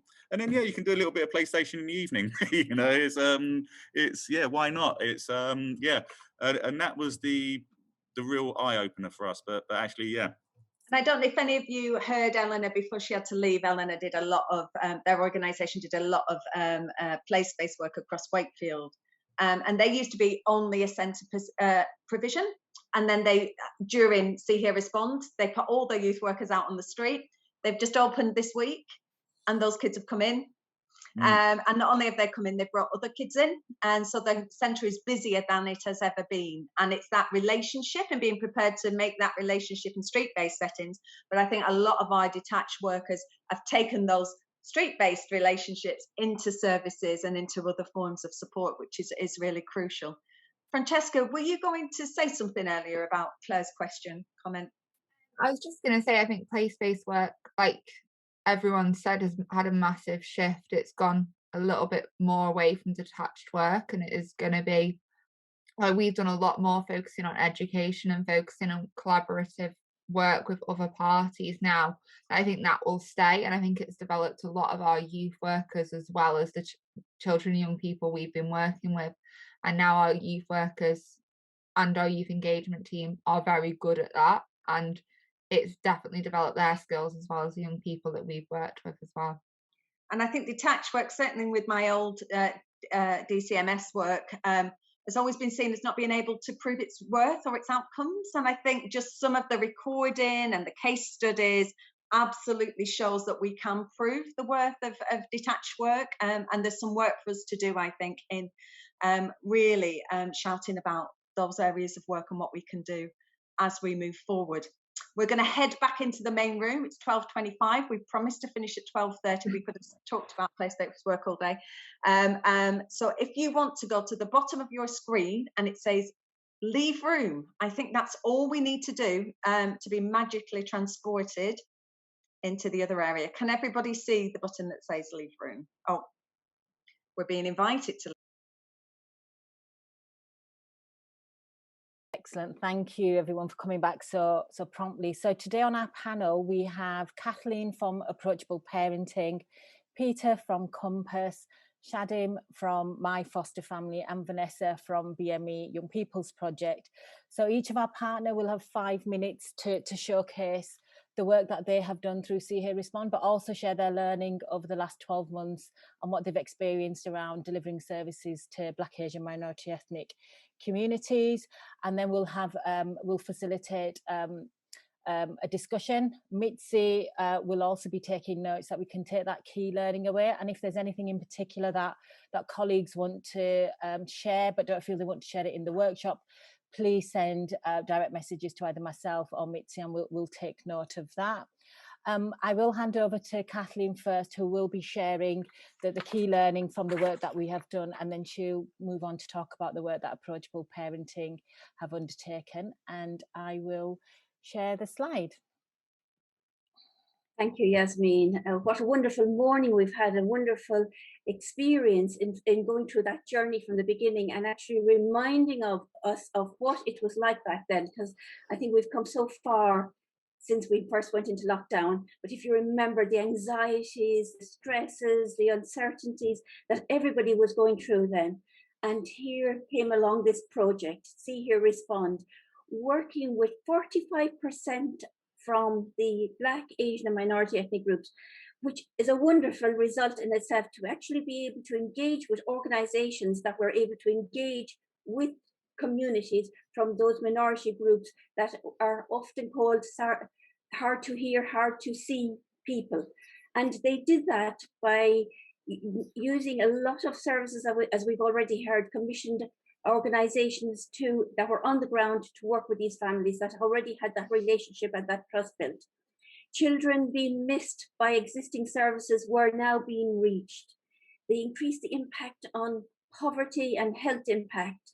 You can remember also the families, these families were going through their own issues at that time, where there was a high incidence of illness and deaths. And all of us, even at Approachable Parenting, our staff were involved in this. We all were affected by this. There was also then that racism and that hate crime that was going on at the same time, where a lot of the blame was being pushed back on the ethnic minorities because they were the ones getting ill, they were being blamed for carrying the virus. And so all of this was happening at that time. Lack of accurate information going around, lack of information in people's own languages was not being shared with people. People didn't understand and know what was happening, and that needs to be shared. And again, local organizations helped in doing that. Children were being negatively portrayed in media, as well as having their own anxieties and their own fears. Then there was all these negative information where they're meeting up in the parks and they're trying to connect with each other and they're spreading the illnesses. So all of that had to be overcome as well, and help and support these children and these families through the support networks, and explain about social distancing and having these networks there. And as rules changed, keep explaining them and understanding them, and the anxiety is coming through. And I know for some of our pregnant women in particular, and I'm going to talk about that in our own presentation, the daily changes of information and rules and regulations was so hard for them to understand. Disappropriate digital poverty as well, where people did not actually have the laptops, the devices to go on to be able to seek help. And I know a lot of organizations actually bought and lent out that, as we did, and then we found that it wasn't just the laptops that they needed, but also maybe phone support, because they needed to have that internet link as well. So we were able to actually purchase phones and lend them out to parents in need so they could attend the support sessions that we were doing. And then the importance of having BME organizations working locally. You heard this morning. This was a wonderful presentation this morning. It's often said it takes a village to raise a child, but actually to support all of these thousands of children that we have supported over the last 6 months, it's taken many, many wonderful organizations to come together to help support and raise all of these children to come out successfully out of lockdown. So with that, I'm going to pass over to my own presentation now and try and share. Hopefully this will work. I didn't test it out this morning with you. Hopefully you can see this. If you can give me the thumbs up if you can. Wonderful, thank you, Yasmin. So this is a little bit about approachable parenting. If you have not come across approachable parenting before, we're an organisation that deliver parenting programs and support primarily to ethnic minority families. We started off after doing some research in 2007, where our Muslim communities in particular weren't attending parenting programs, and they said that they wanted something that they could identify with from their faith, from their culture, from their background. So we developed, some psychologists and myself that time developed our first programs. Now we have from pregnancy right up to parenting teenagers. These are evidence-based programs. In 2011, we were recognized by the Department of Education. We were presented with the Camp Parenting Quality Mark in 2014 in the House of Commons, and we are on the Early Intervention Foundation Guidebook. We also train up parents that attend our program to become sparklers, and they really are sparklers. They really do shine out when they peer mentor other parents, which is wonderful. And we abide by many regulations as we do our work indeed, and it's wonderful working with other organizations to help and support this. I also host a weekly show on Unity FM called Parenting Hour each Tuesday. I've been doing this now for 7-8 years. So really got great connections with the communities and building up links with them to have that rapport of what's going on, what are the issues, and being able to respond. Which leads me into our 3 R's, actually, our journey, our 3 R's. And you may have heard this before, me talking about relationship, resources, and relevance. Well, we've had the resources, you saw that, of how we had those programs already there. And we had the human resources because we've had lots of trainers as well, over 40 trainers up and down the country.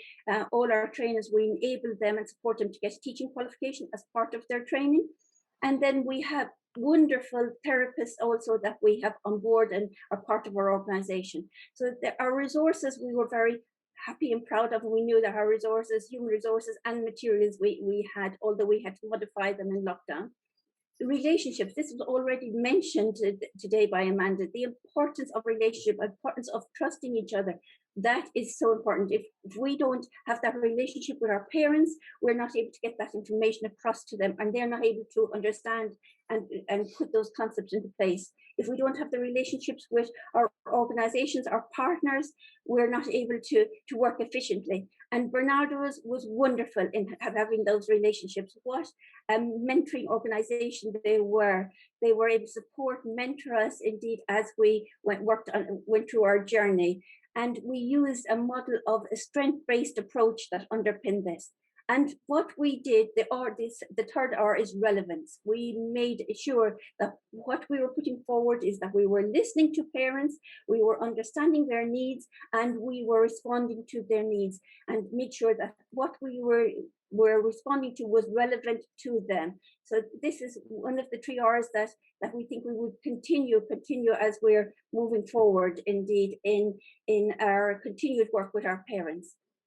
Back in those days, in the very, very beginning, I remember doing live Facebook sessions to try and get information from parents, what is the needs, and there was huge needs, huge issues there, especially for our antenatal and postnatal mothers. Daily things were being changed. Daily, the rules, regulations were being changed. It was so hard to keep up with. And we were there thinking, how can we respond to this, and pulling out our hair. And we set up the first WhatsApp group, which in 2 hours, we had 60 antenatal parents join, which in another 2 hours, we had over 100 join us. So it was wonderful to have that. And we're going to actually share some of our parents' experience of our groups later on. We have much more groups now over the form of this program. We actually had, in total, I think it was 6 WhatsApp groups dedicated to the See Here Respond project. Although we came in with 100 lockdown groups, we actually migrated them over, and we became much more organized in our structure of our groups that we worked with. We delivered workshops, 46 workshops. We reached over 3,500 people, which is amazing. This is 3 or 4 years work for us normally. And we did this in 6 months. I actually cannot believe it, but I would thank our wonderful team, our wonderful trainers, therapists, staff that were really diligent and worked way over their time. Our volunteers, our sparklers, everybody that came together, our partners that came together and helped us with this. And I'm going to move on to a little video because I think this is what tells the whole story. Our parents telling us how they moved on and how they were supported from what we did. Good afternoon, everyone, and thank you for this opportunity. So my name is Peter Torak, MBE. I'm from Compass Charity. I'm the CEO of Compass Charity based in Peterborough. And even though our services are open to everyone, but majority of our clients have always been the Roma Gypsy community from mainly Czech Republic, Slovakia, and Romania. And so we have got a community center based in Peterborough, and we have got long relationship with the communities, the Roma communities here in Peterborough, and also with the service providers and local authority here in Peterborough in working with the Roma community.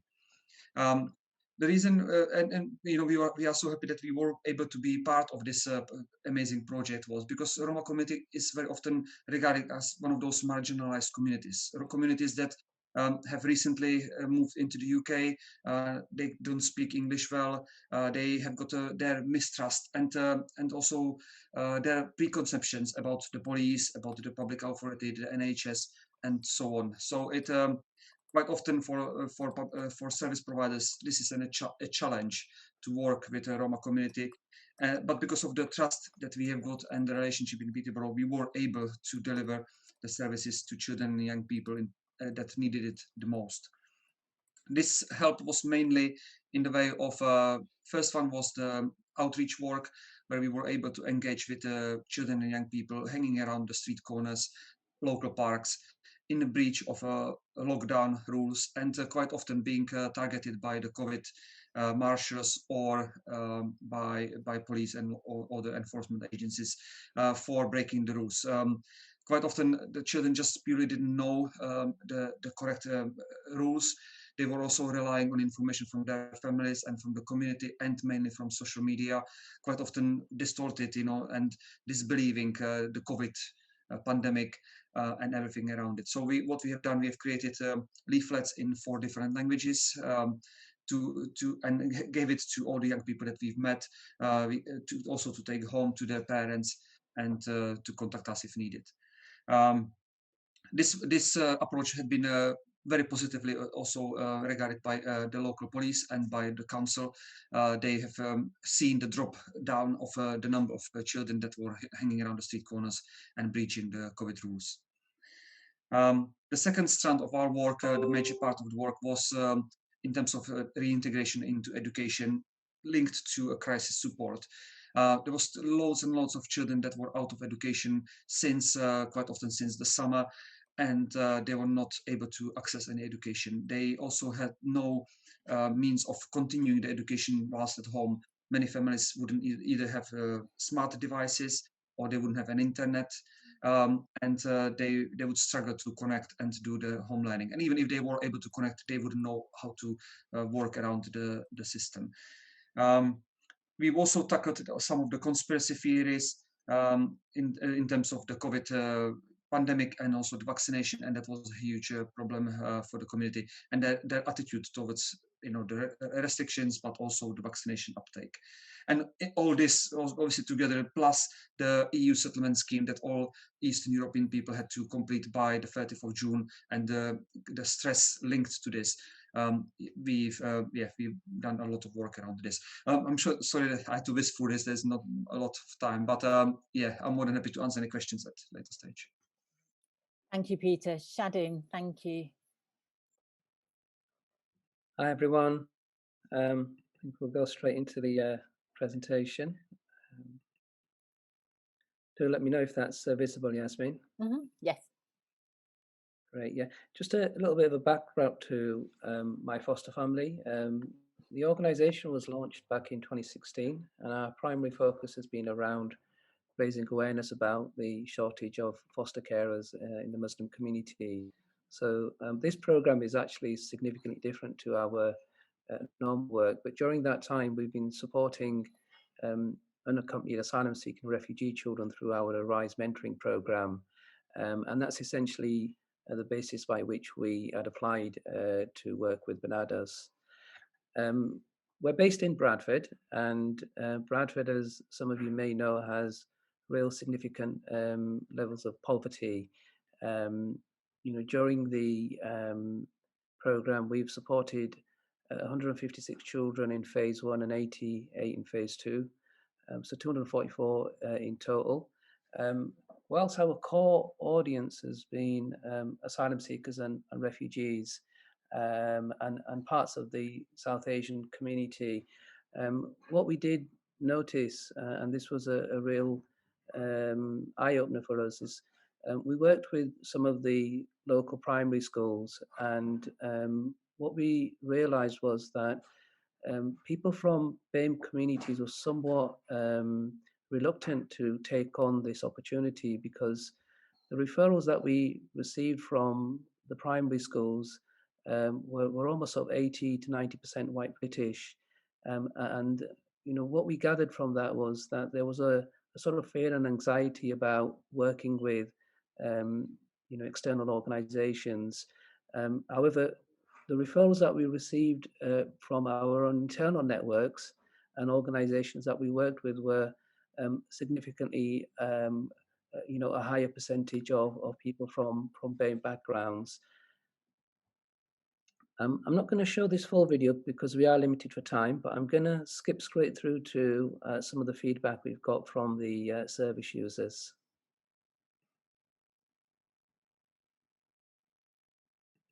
Parents that have been isolated and at the end, as a team, we have. I was born in Syria, then I went to Turkey, then I came here to the UK. I came from Congo. I'm coming from Cameroon. Yeah, in Central Africa. I have been in the UK for about 4 years. I've been here for 2 years. 2 years and 7 months. I've been in UK 1 year and 6 months. I go to Coptham Primary School. I go to Dingson King's Academy. The thing I like about Bradford is the shops. I like the people in Bradford. What I miss about my country is my family. I miss the weather. I come here to learn math and English, and I meet other friends, and I feel happy. Learning skills and science. I think my So yeah, I mean, the primary learning from us was that when it comes to referrals from families of a BAME background, they're quite often reluctant to take on opportunities from statutory providers. Even when Barnardo was mentioned, there was some reluctancy and concern and fear about this being an external organization. And our sort of best relationships came from BAME-led organizations in the city that we worked with and have got close relationships with these communities. And there was let's say, a greater deal of trust about working with us. So with that, I'll pass back over to Yasmin. Thank you. So I'm Vanessa. I'm from the Black and Minority Ethnic Young People's Project in Brighton and Hove, which is a very white majority town, city. And we work with young people of colour aged 11 to 25. And we're very unique because of where we are. So regarding the See Hear Respond programme, when lockdown happened, we set up a programme of regular telephone check-ins to young people and their families, providing up-to-date information and support around any issues or anything they were experiencing. Lots of young people talked about school, education, college. And so our SHR project was around, we set up a mentoring and tutoring project for young people to respond to the needs that they told us. And that's been really successful. We've used volunteers from the community of all ages, from diverse backgrounds, to support young people on a one-to-one basis. Most of it has been online. some of it has been through face-to-face walk and talks. And I'm just going to talk about what we've learned. I mean, I could talk forever, but I'm going to talk about what we learned. So we learned a lot about trust and trust in adults. But trust ran through our whole program. Young people trusted us, parents trusted us. We put our trust in volunteers, and we were trusted by other organisations and the community to develop the program. And importantly, we received trust from Barnardo's, who trusted us to deliver to the young people. So trust was a theme throughout the program, I would say. We learned a lot about young people's needs and the importance of young people to have role models and an independent adult from outside the household. And the young people described the benefits of having someone looking out for them, someone having their back, someone being their friend. And that was really important for us, the relationships that young people were able to develop. I think I've learned a lot about education system today, and also about the stresses that young people have experienced both before the pandemic and also as a result of the pandemic. And I would like to say that I'd like to see this as an opportunity for us to look at mental health and well-being for young people within education. And also that we've really benefited a lot in terms of being part of a big national partnership, which I won't go into because it's been talked about a lot this morning. So that's briefly from me. Brilliant. Thank you, everyone in the panel. We have about 6-7 minutes and really want to open the floor to delegates. If there's any questions you'd like to ask the panel, really an opportunity for you to feel safe to ask questions that would benefit in terms of service delivery. So if people would like to either put their hands up or message in the chat, more than happy to. Harpreet, I can see your hand. Brilliant. Yeah, I just wondered, how did you measure fuel poverty? On one of the slides, it was saying about the percentages who are living in fuel poverty. What was your definition of that, if you know it? Hi, Happy. Yeah, that was on my presentation. It was actually data that we've taken from the local council. So that was a district-wide measure of fuel poverty in the city. Okay, so you don't know what the exact definitions are, just so we know when we're doing assessments, what to look out for, I guess. Yeah, I'm not 100% certain on what the definitions That's of that. fine. Thank you. Okay. Wardens, sorry, I'm just looking at the name on the screen. Yeah, it's Steve. Steve. So Hi, I'm in Bolton, and it's what I found is, I don't know what the panel think, but one of the things we had to learn as a local authority in Bolton, and I had a long conversation with public health about this, that they were giving information on their website regards COVID, and I think what they forgot was that a lot of the BAME community, they can't read and write in their own language.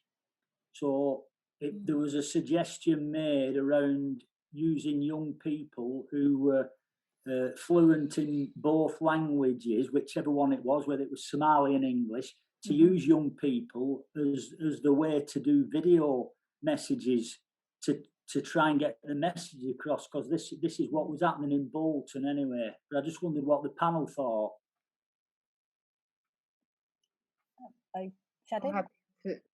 I'm happy to say something about that.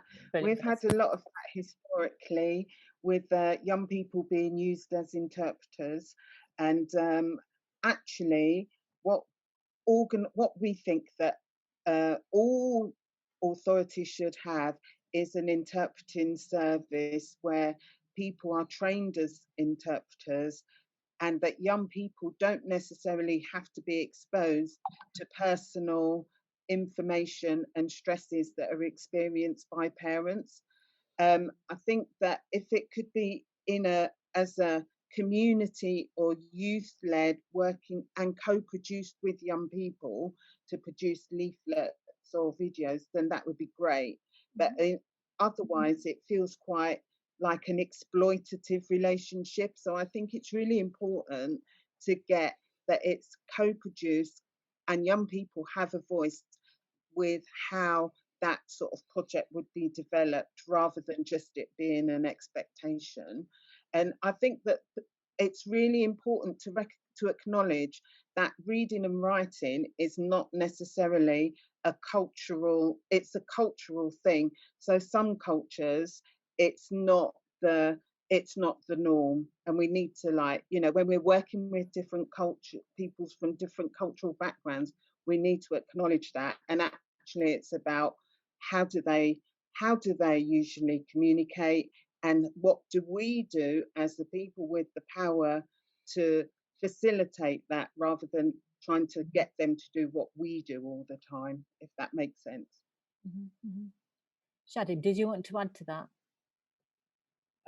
Yeah, just to say it's a really important point that Steve's made, and often resources go into developing such information, and it's useless because it doesn't reach the right audience, and it's a waste of money and public money. So just as Vanessa said, to use the experience of communities is important. Here in Bradford, there's a really interesting project going on called COVID Lead, which is being done in collaboration with the university.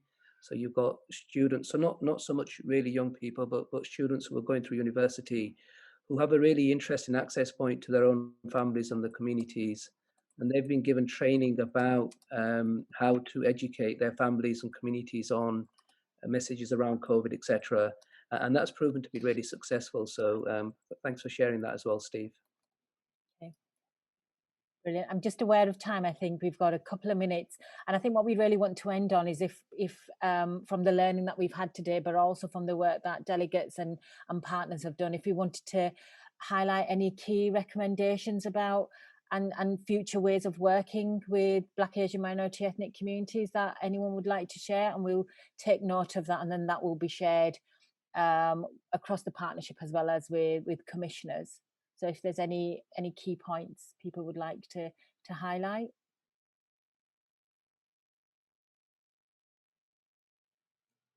Yes, Yasmin, Patricia. Hi, Patricia. Yeah. I wanted to share that our experience working with BME in Enfield, and not just Enfield, we worked across North and East London. What we found out is that we needed to scale up quickly to integrate talking therapies, to integrate having professional counselors to come in. You know, the program was so tight, but we were able to manage to bring in those professionals to actually support the system. That, in a sense, also we were able to work with social workers from the side of the, who understand the BME community. So it's not just, there is this barrier, professional barrier that exists between BME communities and professionals. So we learned a lot from that, having been able to pull everybody together. In that process. And it's a good model that we believe can be sustained. Excellent. Thank you, Patricia, and thank you, everybody. We'll be returning now to the main room. So thank you for all your contributions, and thank you to the panel. Choking led to a negative health impact on the child. So she was deteriorating, she couldn't sleep, she needed medical attention. And because she'd originally been referred for disruptive behaviour to See Hear Respond, and we were already engaging with the family and we created a relationship, Mum came straight to the youth worker. I mean, in hindsight, ambulance always best, but because she was so worried, she talked to the youth worker went straight round and supported that family to access emergency services. And we actually worked closely within housing. Obviously, we've got the opportunity. We recognised that the property was impacting negatively on the young person's mental health. So we were quickly, in about 2 weeks, able to rehouse a family in a more appropriate property and put that support network in place for that young person. So it just goes to show that from some just disruptive behaviour around mimicking TikTok video of all things, which I know maybe all of us might be guilty of in lockdown, but you know, the risks that were associated with just something really surface led to a whole can of worms being opened. And I think that, you know, providing that support has been really important for, particularly for the team, being able to get out there in communities. So in a nutshell, I would say across the themes, we've delivered online engagement. So we've been working with young people online, providing online intervention. But what's been really important, as Javid mentioned in his piece, was that, you know, we've been able to do walk and talk. So we've got young people out that haven't been taken out by their family in lockdown to get exercise. We've done backyard chats where we've gone to people's backyard and had a conversation and created some safe space outside for them to go and escape to. And we've been doing all kinds of things that mean that young people feel connected and feel that they can make informed choices. So, you know, controlling the choices that we can make and understanding their behaviour as a result. And that's essentially the approach that we've taken. And as I said right at the beginning, being part of a housing group and having that direct connection to tenants and residents meant that all the stuff done on the top level from Barnardo's and around, you know, kind of creating that infrastructure and model, we were quite quickly able to translate that in our own comms and marketing out to people that might need that support, and there was a massive uptake on it. So we were not overwhelmed, but close. Is that my 5 minutes? Have I done all right? Thank you, Emily. Yeah, let's pass over to Vikrant, please. Thank you so much. Right, can everyone see my screen, or is that all okay? Yeah. Great, cheers. Thank you so much, Emily, for that preamble right at the beginning. That was actually nicely tying in on what I'm trying to present in next few minutes. And I'll stick to my 5 minutes, Claudia. I can assure you. Right, thank you.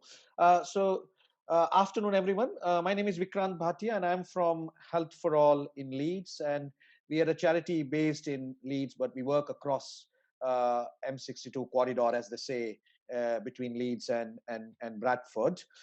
We follow community development model and work from 6 different family and community centers in Leeds with a fleet of minibuses supporting over 10,000 people, young people, children, families, vulnerable adults, and particularly families from different ethnicities. So we support more than 20 ethnicities from our family and community centers across South Leeds. In terms of our partnership for See Hear and Respond, we joined the See Hear Respond delivery partnership in phase 2. When the call for action was put out by Barnardo's, we recognized that we would be offering valuable support to the partnership because of our links that we had with Barnardo's before.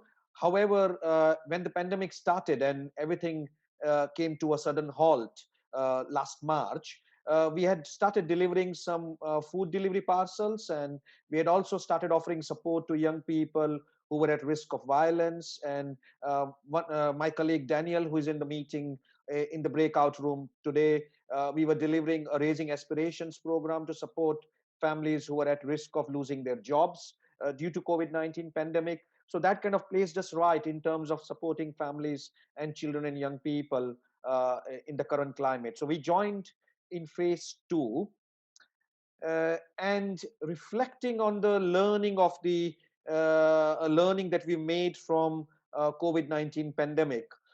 Through our work with young people and families from the families that we supported with food parcels and families that we were supported from our violence reduction unit project and other services that we deliver to young people and families, we noticed there were increased incidences of domestic violence, suicides within families.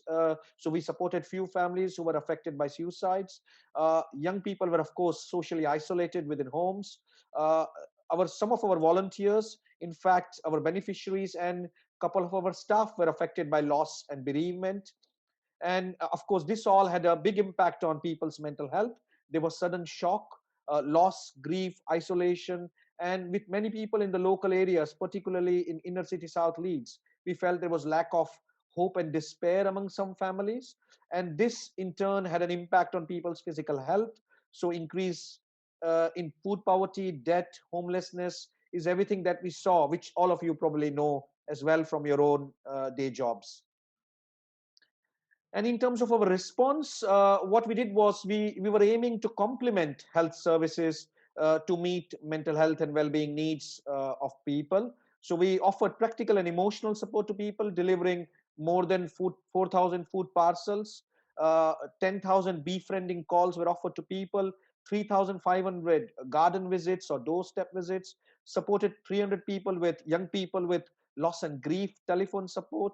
And particularly See, Hear and Respond was very helpful, because when we were offering all these different projects and services to people, we came across a number of young people who were needing help in terms of reintegration into education. So there were 57 young people that were identified as part of this particular work that we were doing with Barnardo's, and they were offered targeted support around one-to-one help, accessing IT, stationery packs, small family cooking groups, support with online classes, and overall, 4,500 children and young people were supported across Health for All, and reintegration into education support was offered to everyone, and particularly 57 young people who were most needed were offered this support, as well as delivering our work through See, Hear and Respond and Violence Reduction Unit and young people and raising aspirations, supporting people into education and employment. We also run 40 weekly online support groups for families, children, and young people across Health for All. And this work particularly focused on mindfulness, yoga, exercise, relaxation, gardening, virtual arts and craft, and community choirs, singing. So this in turn helped us reaching out to people around emotional well-being and mental health. As we come out of pandemic, we are focusing on rebuilding families and communities. So we've set up 8 food pantries in South Leeds, and we've started 10 family groups on a face-to-face level. So this is the kind of preamble that we were working on, and we were delighted that we are part of this partnership. And the point that Barnardo's colleagues were making this morning, that the partnership with VCS across the country has been amazing. And thank you so much for listening to and I've stuck to my 5 minutes, Claudia. Thank you. See. So I'll pass over to the next. Approachable parenting. Thank you. Have we got anybody from approachable parenting here? Yeah, I'm here, Claudia, but it was my colleague Samreen, actually. She's supposed to be presenting, but I think she might be in a different room. I don't know if Samreen's here. Samreen, are you in this room? No. So I don't know if you have the presentation, because I wasn't in the rehearsals. No, I wasn't. I didn't have the I don't have the presentation. It was sent to me.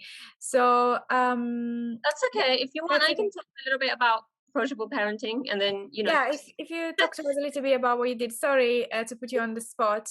No. Otherwise we can open up the discussion, but I want to give you the opportunity to tell us a little bit about approachable parenting, because you did amazing work. So yeah, sure, brilliant. Okay, so approachable parenting is based in West Midlands, Birmingham, but we do parenting programs across the UK. So the parenting programs are delivered from pregnancy stage to parenting teens, as well as delivering mentoring schemes for teenagers, and also befriending and parenting coaching for parents as well. So so just to kind of give you a scale of work, so approachable parenting is a quite small organization. So normally we would run kind of regional parenting programs for parents, so sort of kind of 6 to 12 programs in any kind of term. So 6 months we would do that. So with the support of See, Hear, Respond, we were actually able to deliver 28 programs, and so they were starting from 0 to 3, so from pregnancy on to parenting teens. As well as the other thing, what we realized was that lots of parents were really struggling with not just the parenting aspect, but their own mental health and well-being. And the lockdown was really, really putting a lot of constraints on their relationships. So then we developed a program for marital bliss, and so we were delivering that online as well. As well as doing the parenting programs, we actually started WhatsApp support groups, and they were really, really popular. So the first of our WhatsApp support group was for antenatal parents, so majority of mums, pregnant mums on this group. And so luckily we were able to get a couple of midwives to be on this WhatsApp group, and within the first couple of hours we had over 100 mums who were able to join that group. And then we had one for postnatal, one for emotional well-being, one for physical well-being, and one for education, because obviously that's something that parents were really struggling with during lockdown.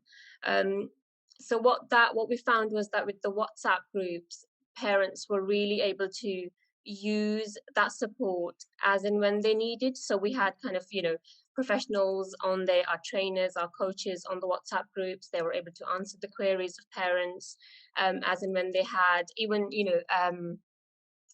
the antenatal one, mums, just when they weren't able to get hold of their own midwife, or in the postnatal group with the health visitor, they were able to just post the questions, and then just receiving that support at the time when they needed it was remarkable. And I think what some of the feedback, and we actually had a video in our presentation, it was feedback from parents, from mums, and how they found it really, really valuable. One of the mums talks about how she was actually able to get that support from other mums on the group while she was in labour in the hospital, when she wasn't actually able to have her partner with her. So I think what we kind of have acknowledged is that during lockdown, how we have delivered has really been different. The needs have been different, and we've kind of had to adapt with the support of See Hear Respond. And so we're able to continue, thankfully, with those WhatsApp groups, supporting families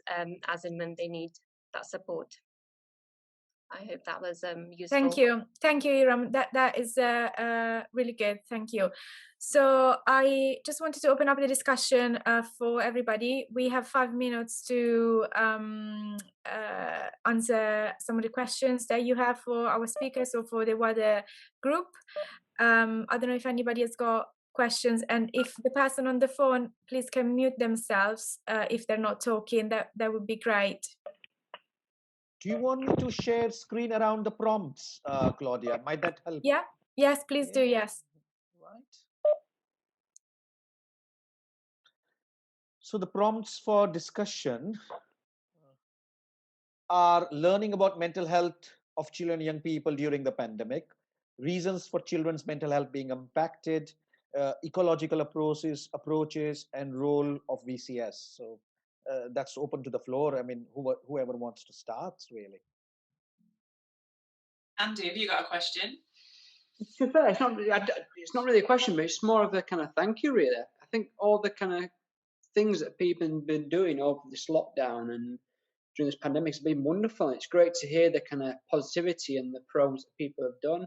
I think the kind of celebration of everyone's kind of got in there and worked hard to achieve what we've done is, I think, a wonderful thing to share. So I think everyone's kind of always stuck in the kind of mindset of just kind of working and grinding and getting things done. But there's always time to take a step back for a second or two and just celebrate the achievements that we've all made, or well, that you've all made during this lockdown. It's wonderful to see so many kind of positive comments and positive kind of stories, considering that there's been so much kind of difficulty during this time. Absolutely, silver lining to everything. I'm sorry, I've got AW's iPad 2. I'm sure you've got a lovely name behind that, but yeah, I couldn't get on my work one. My name's Alison. Can you hear me? I can hear you. Yeah. I actually work for a safeguarding partnership board in Peterborough and Cambridgeshire, and I did know about the project, but never had any idea of the depth of what's happened until today. So it's just amazing to hear all the stories. And I just picked a room to come into and thought, oh, I don't know if I've made the right choice. But we've been dealing with lots of suicide cases as well. We write reviews of cases. And so actually I thought, oh, I have chosen the right group. It's amazing to hear all your work, all of you, and just wanted to ask, I know we're talking about the pandemic, but going forward, I know some of you said about some of the projects you're continuing. What's the impact going forward for you all? Perhaps Emily, because you were talking about specifically about family that you supported. I think the key challenge at the moment is what next for small voluntary organisations, or like ourselves. I mean, we're lucky, we're regional and we have a bit of an infrastructure behind us. But the pandemic has touched, commercial as well as the voluntary sector. And I think that this infrastructure and programme provided a massive cushion for the voluntary sector to be able to continue doing what it was doing, upscale and respond. So I think what we need as a partnership, and something that's been alluded to, and please, colleagues, shoot me down if you think I'm wrong, but is more models like this, because, I've done a lot of youth work and safeguarding and stuff in the past, and this has been a really unique, quick response. And I think some of the reasons that it's worked so well is that, for example, we were joint data controllers, so we didn't have to change what we could do. We just had to evidence what we could do within the framework that was required. There wasn't an expectation to reinvent the wheel, change everything, retrain everybody. But there was a really good opportunity to say, right, this is what you need. This is how we can contribute to it.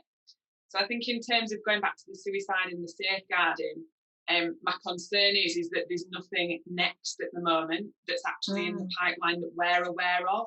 And now we're connected with all these families and all these people, and they've had that support.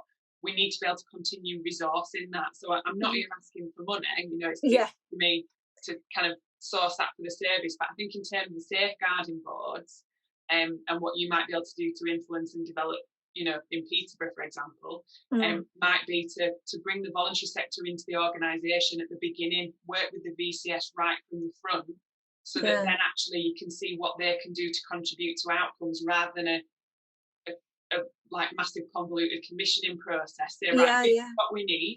What is your approach to meet this need? Because the diverse organisations and the diverse approaches have meant that actually we've been able to service so many needs and be inclusive, which is fab. Sorry, I forget get to all those different people and all those various needs because of the uniqueness of all the different services. So really amazing to hear all the stories. So thank you. I couldn't agree any more with Emily, really. But that's so right, because the benefit of this contract was we didn't have to. We could actually start delivering straight away without having to worry too much about paperwork. It was straight into what we were delivering already, and learning from our current work and just adopting that model to fit around the see, hear and respond structure. I mean, my colleague Daniel is in the workshop here, and we remember from the work that we were doing through our Raising Aspirations project, we came across many families who were at risk of losing their jobs due to pandemic, and we helped them not just with job search, but issues around children's mental health and IT. And I still recollect one of my workers was visiting a family to help them with job application, and mom was not in the right frame of mind because they couldn't get onto their internet right. There were issues with IT speed, IT connection, homework, and all we did was just took the mom out for a walk and offered some help around IT, and that did the trick. That kind of saved it from becoming a big issue. And the same happens further ahead. I mean, in relation to the earlier question, what I would say is, so I'm a safeguarding trainer for Health for All, and what we, in our work with Lead Safeguarding Children's Partnership, what we find is that involvement of VCS is very much at a later stage, and it goes through a lot of processes before you involve VCS in any delivery work. So where I would say is early help and early intervention comes to the fore in current climate. So that's where safeguarding partnerships can play their role in kind of influencing the discussions within council to involve VCS at an early stage rather than at a later stage. That's what my response would be. Lucy, I think we've got another question. Lucia, have you got something? Have I said that right? Correct me if I'm wrong, if I've pronounced your name incorrectly. Sorry, I just want to say my screen is crashed. I cannot see anything, but I can still hear you. So apologies about that. No, that's fine. I think the comments I'd like to make kind of reflect some of Vikrant's points with regards to the beauty of this project has been the rapid response time.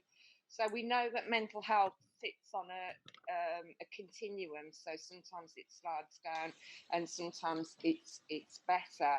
But I think from a therapeutic background, we were able to catch children before their mental health had declined significantly.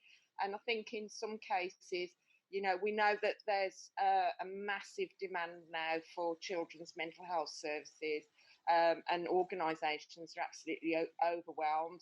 But at times, particularly with some of the young people, they just needed holding for a while, really. So an engagement with them, and particularly around reducing their social isolation. I know for the organisation that I work for, we were able to signpost those young people into our group work activities. So that particularly worked on their social isolation, really. So I think really a comment to add to this was, I think the beauty was in rapid response. And I couldn't agree more. I think that there was two things. One is that you had Barnardo's as a national infrastructure that everybody knows and is a brand, and that could back up the work that you were doing within that infrastructure. And then you had your local voluntary-led or community organisations that had an instant connection with the community. So marrying those two things up, depending on your audience and who you were talking to, you could pitch the right message. So, the local authority had a really great buy-in, because it was part of a national infrastructure and partners were referring in from all different professions. And then you had the community organisations, like you just mentioned there, that could provide those therapeutic interventions, that early help and support, which took the pressure off centrally. So I think that's a really nice point to finish on, is that without that, there'd have been a lot of young people and children and families that had slipped through the gaps, I think. But there's 30 seconds to go. I don't know what else to do now. I mean, I think the interesting bit that you were mentioning earlier, Emily, is about the ecological factors such as housing. And that was really useful to understand, the case study that you presented around the housing situation, the impact on mental health that had. Oh, massive, yeah. Creating space within your space, that's what we did. It was great. Even if it's under a duvet.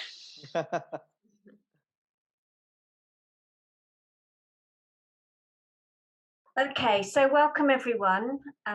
My name's Lynn Giles and I'm from Action for Children. And we're going to be kicking off this session with a 5-minute presentation about one of the services that we provided as part of the See Hear Respond collaboration. And then there'll be a further 2 5-minute presentations from 2 organisations, Communities Engage and Thrive and also Blossom. And after that, there'll be a chance for some discussion.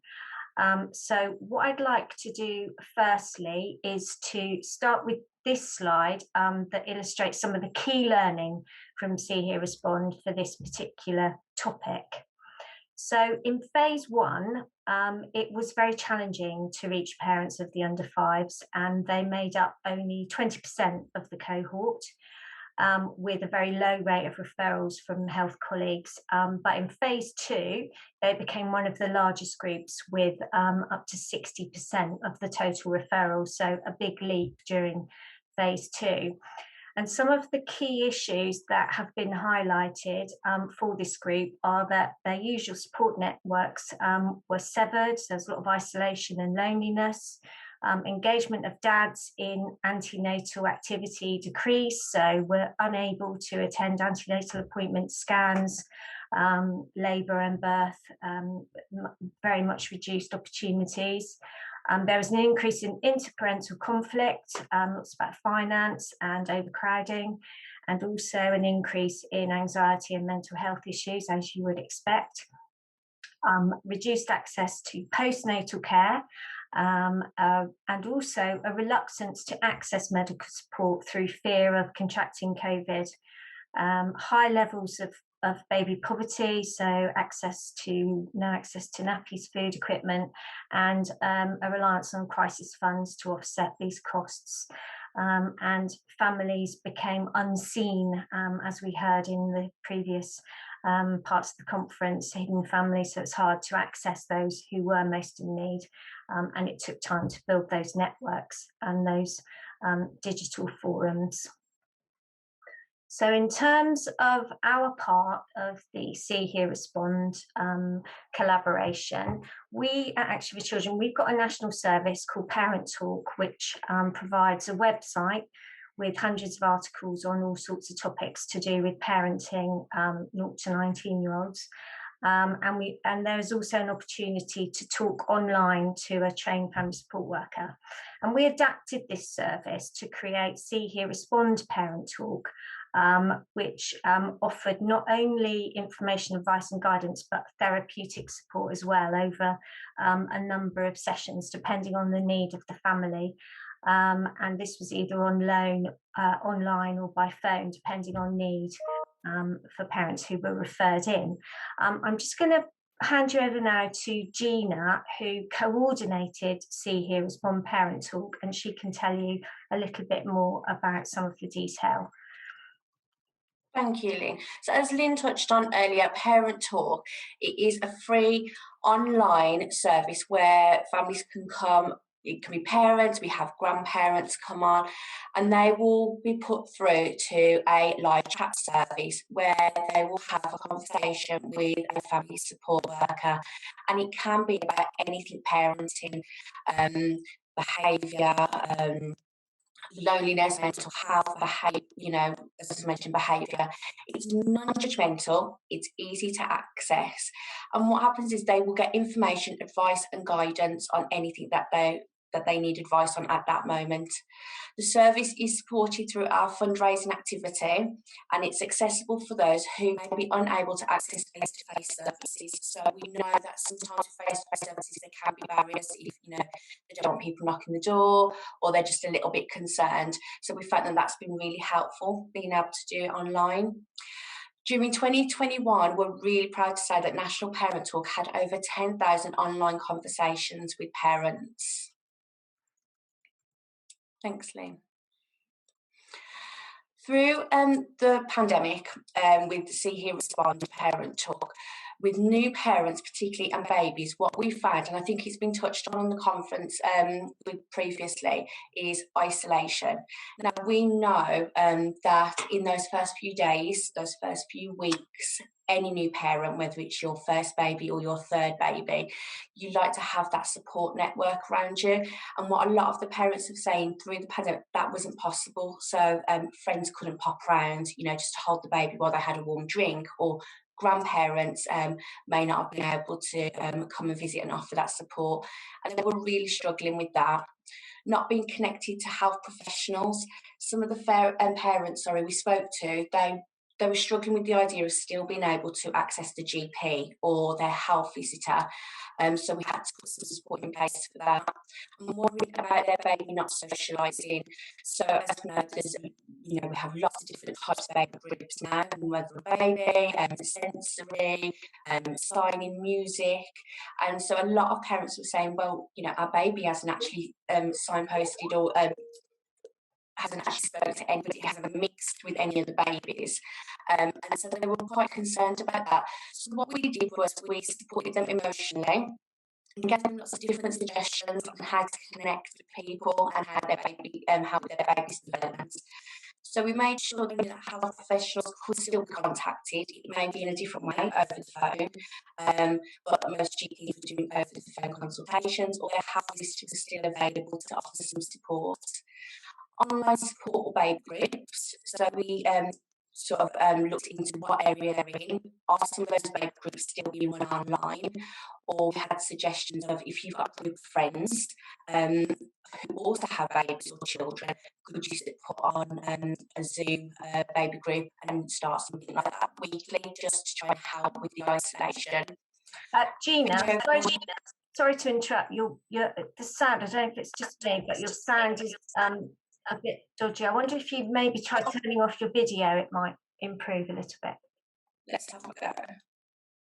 Is that any better? Yeah. I think it is, yeah. Yeah. Also, I didn't have, I think one of a call was coming through from a different meeting, so hopefully it'll be okay. Did you get, which bit did you get to? Which bit was it unclear, Lynn? That's fine. If you just carry on from where you were, we could hear you. It was just patchy. Okay, great. So video calling to family members.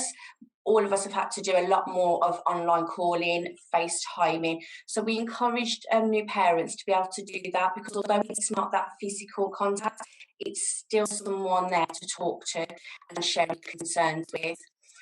A nice idea that a lot of parents really enjoyed was create a memory book, so they could put different photos in or any milestones into a book that they can then share with friends and families. Obviously now lockdown's easing, but we thought it was a really nice way to kind of fill the gap of anything that they thought that friends and family might be missing out on. A big thing that we had to promote with new parents is about self-care. So it was the trips to the park, going for a walk, making sure that they're taking a bath when possible, reading a book, or even just an article in the magazine. We made sure that the parents knew that actually they need to make sure that they're okay themselves. Sorry, there's still a lot of background noise. Is that coming from the message?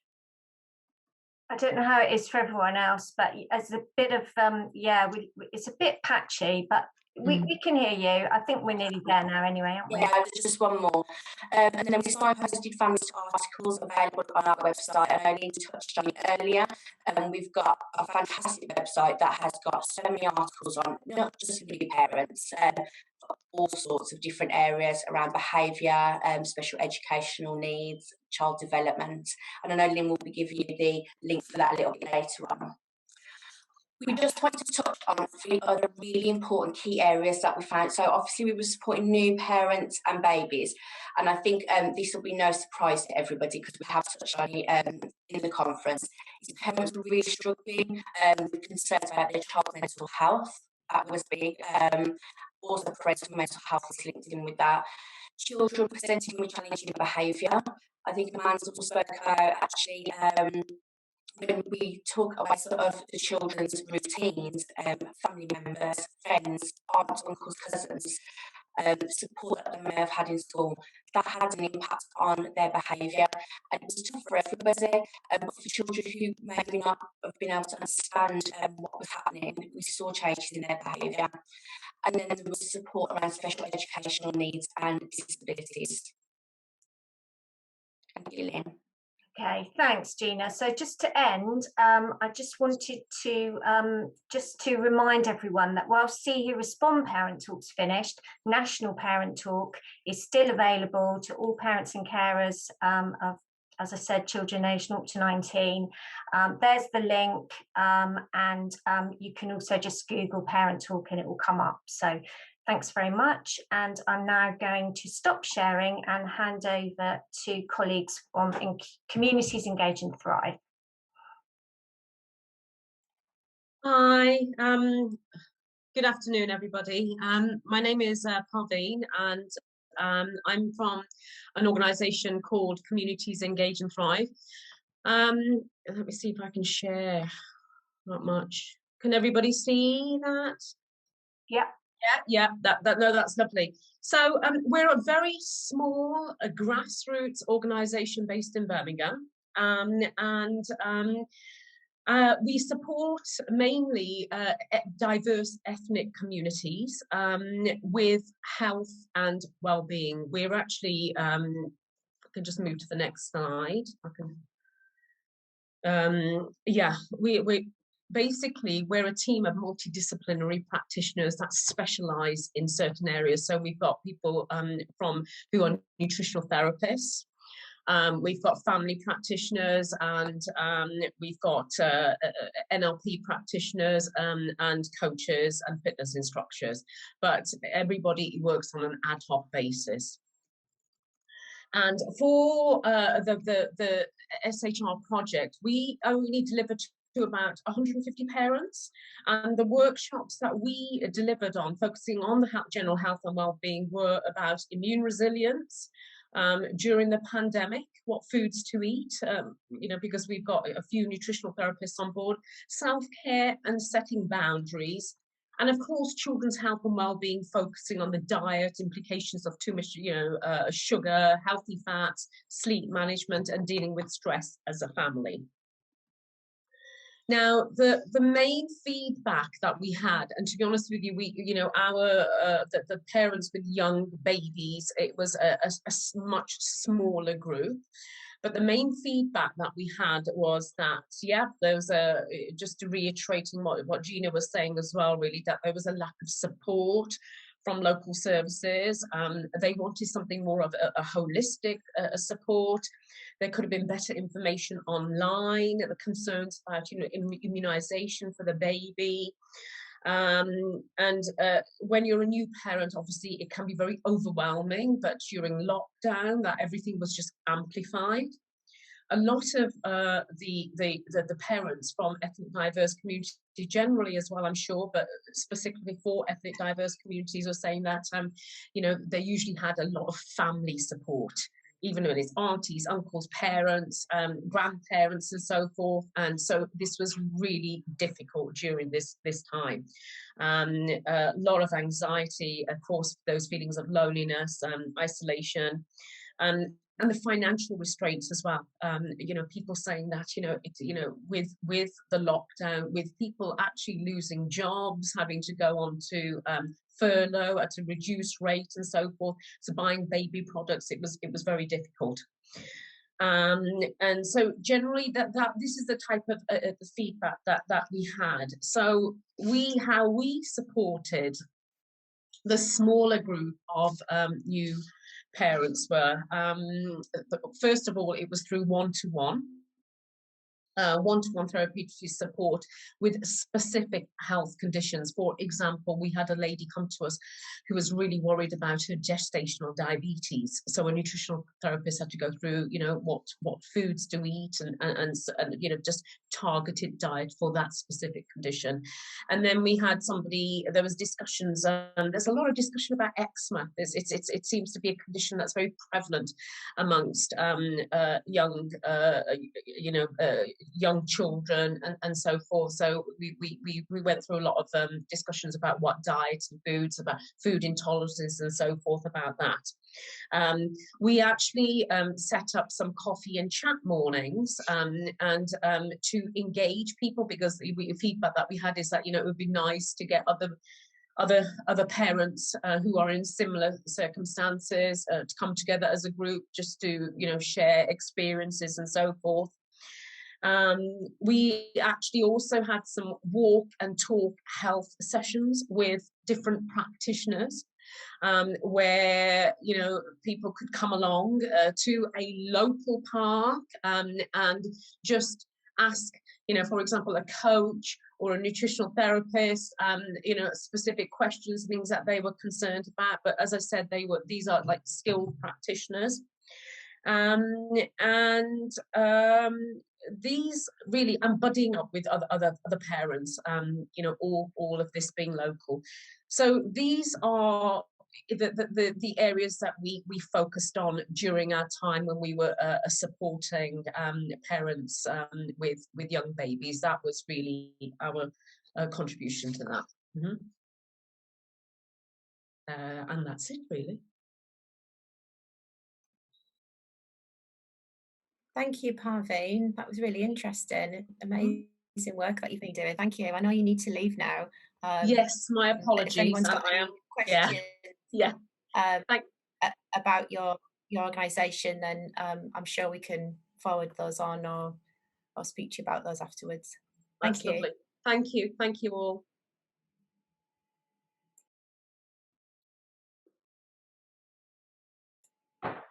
And now we've got Claire from Blossom.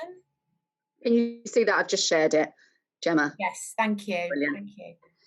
So Blossom, we started actually in phase 2. So we weren't initially in the phase 1, and we were approached to join the phase 2 just to try and reach into that community, the parents and new babies that were needing some extra support for all the reasons that we've heard. So we're a small organisation. We actually were only founded in March 2020. So as the pandemic began, we organised ourselves initially as a group of volunteers and then formed into this non-profit organisation. And we started really just to support the NHS, delivering education classes to parents, and they were antenatal classes and initially breastfeeding classes, because that was where the demand was. People were asking us. Their mothers were concerned they were going into hospital and they actually didn't have the education that they would have had because the hospitals weren't able to provide that at the time. So on the 27th of March, we had 12 people in a class. And within this last year, we've taught 60,000 people, which is huge. And I think that's just the way that we deliver this through Zoom, which is very flexible. It's a digital offering. And because we tend to do a lot of our advertising through social media, which is actually where we find lots of new parents are. So it's a focus on supporting parents through pregnancy, birth, and the early postnatal period. So that first 6-10 weeks of having a new baby, although we've then actually got some other classes for babies that are a bit older now. And it's evidence-based education led by experts and their facilitated sessions. So we did the group work light and we did the intensive group work as well. So we were able to put on some classes where people were able to meet up regularly every over a period of 4 weeks, which worked really well. And Noreen can tell you a bit about them because she delivered them. So all our sessions are delivered online through Zoom, and we had a completely online booking system, which was really helpful. So people could just book themselves into sessions and everything was automated, which we managed to build really quickly back in March when this all began. We also, so over the course of this, because our reach was so huge, we managed to reach 25,535 34 individuals in that during that period. We did 224 group sessions which were fully booked, and 483 hours of classes were delivered once we got going. So the demand was always outstripping the supply. Every time we put new classes up and reached out to our followers, because we're mainly on Instagram, actually they were booked within 2 or 3 hours of a class going live. It was fully booked. So we know that this is an effective model for reaching into these communities. The Instagram live sessions were really good. So we would invite experts on to deliver live sessions. So we were able to partner with other professionals in this area, and they were coming on to give talks about breastfeeding or mental health. So we were running live sessions every Sunday evening at 8 o'clock on our Instagram, and actually we managed to reach, there were times when there were 200 people sitting on that waiting for live. So we know it's an effective model for reaching out. And we did do some partnerships with local NHS trusts as well, because the NHS trust, particularly in Harrow, we had that they didn't have any online offering for any education at all for those breastfeeding classes. So we managed to partner with them and let them use our platform to deliver.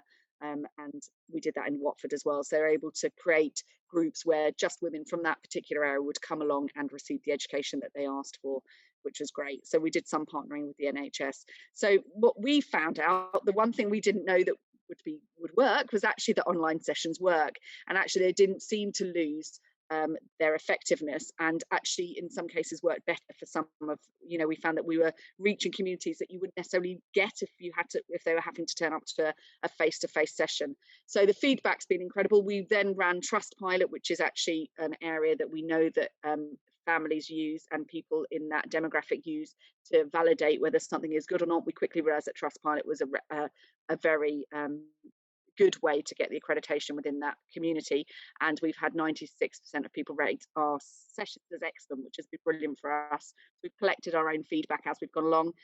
We do know that online delivery is inclusive, being able to switch on at home, not having to get dressed, go out, and being able to access their expert support was essential during the pandemic. I mean, they really did. Everybody's talked about how isolated they felt, and actually, that we saw that within those classes. They were so grateful to switch on and see other pregnant people and professionals that could really support them in their journey. So parents like the flexibility, the accessibility, the convenience. I think in truth, it's about half of the people that book a session turn up. So we had to account for that. So, we learned a lot during this process, because when you're offering something for free, sometimes people don't come. So, but actually more turned up than we thought they would. So that was really reassuring. And when we put them on, we were able to overfill so that we knew how many people could, we could reach more.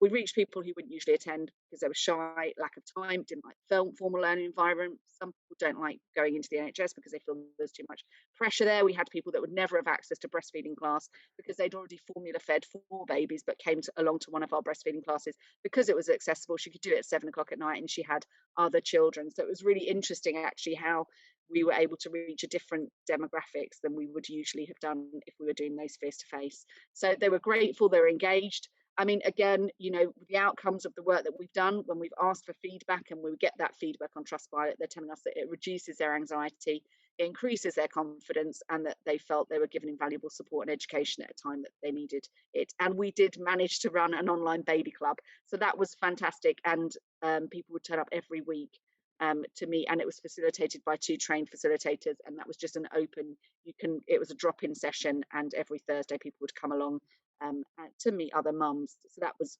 really helpful. Apologies, Claire. Unfortunately, because we've overrun, we're going to need a little bit of time for questions. No, don't worry, you can take us down. Fantastic presentation. That's all right. That's the last page anyway, so you can read that yourselves. But yeah, we've got some questions in the chat here. One from Leanne about how would new parents find out about Blossom? Oh, they just go online to Blossom Antenatal. We do all sorts of classes. There's still 4 or 5 free classes that are available, so you can always book onto the breastfeeding class. You can book on the one that I think is really beautiful is a motherless mothers. So people that are grieving, that are having a new baby, we do a motherless mother session that's free. We do a session on Sunday night that's free for the BAME community. We're still searching for funding, but really just access it through the website, or you can follow us on @Blossom Antenatal online on the Instagram, and we update what we're doing there. So that's how you access it. How have the approaches included fathers in their work? For us, Noreen she ran the dad sessions. Yes, I have answered that. Thanks for that question in the chat. But yeah, so Blossom reacted very quickly in responding to the needs of fathers, and actually put on a specific workshop for fathers. So it was very much designed for them, fathers and birth partners. It was very inclusive in ways they could support themselves, support their partners. And in all of them, we talked about the importance of looking after their mental health as well. We gave them lots of signposting of DadPad and lots of other amazing websites available for fathers to give them support. So I think a lot of them on the dads and birth partners session said they would have attended the breastfeeding session with their partner, and then Blossom promoted other services that we put on, and they quickly signed up for those. That's brilliant, because I know because of the pandemic, it was very hard for mothers to have partners in hospital or to have them to attend scans. So that work to include everyone in the family is just absolutely, Gemma. And it was such a lovely safe space for those men to be able to say how hard it was for them to not be part of the whole pregnancy journey that they expected, not being at scans. And we gave them lots of support in looking after themselves when they had to leave the mother in the birth room while she went on to the postnatal ward. And we gave them lots of opportunities to discuss how to look after each other in that kind of waiting at home to go and collect mother and baby. So it was a really important part of supporting them. Thank you. I just have some of the loveliest classes. Question. I know we've got to leave the breakout room soon, sorry. But I just wanted to ask either Lynn or Claire about the role of the voluntary sector in bridging support with statutory services.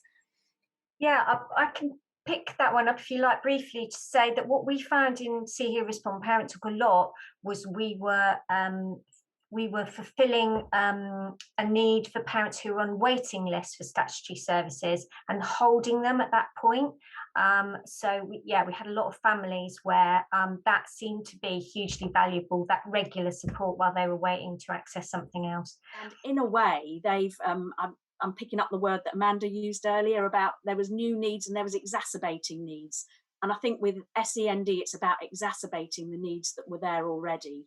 And so we've learned, it's not always about learning new things. It's about finding that the issues that have always been there have been harder to cope with because of the lack of services by the very nature of the pandemic.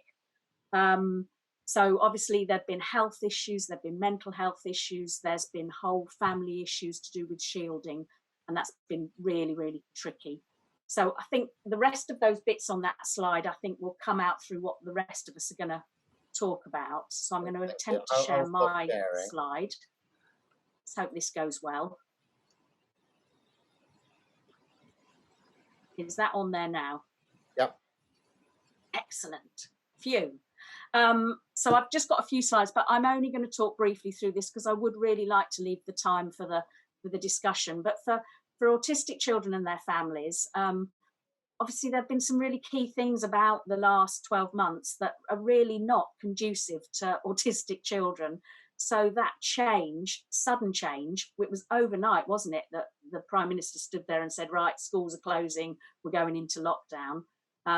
That level of uncertainty that I think a lot of us felt in those early days on a daily basis, not knowing what was going on, and that too much information that has just continued throughout all of the pandemic, but was very key early on, all those stats, all that information about deaths and illnesses and rates, all of that has just made it really, really difficult for autistic children, young people and their families, so that those increased anxiety levels have led on to some behaviours of concern, sensory behaviours that have become more apparent, and mental health. You know, there obviously a lot of autistic children can have issues around mental health, but that has really been exacerbated throughout the pandemic.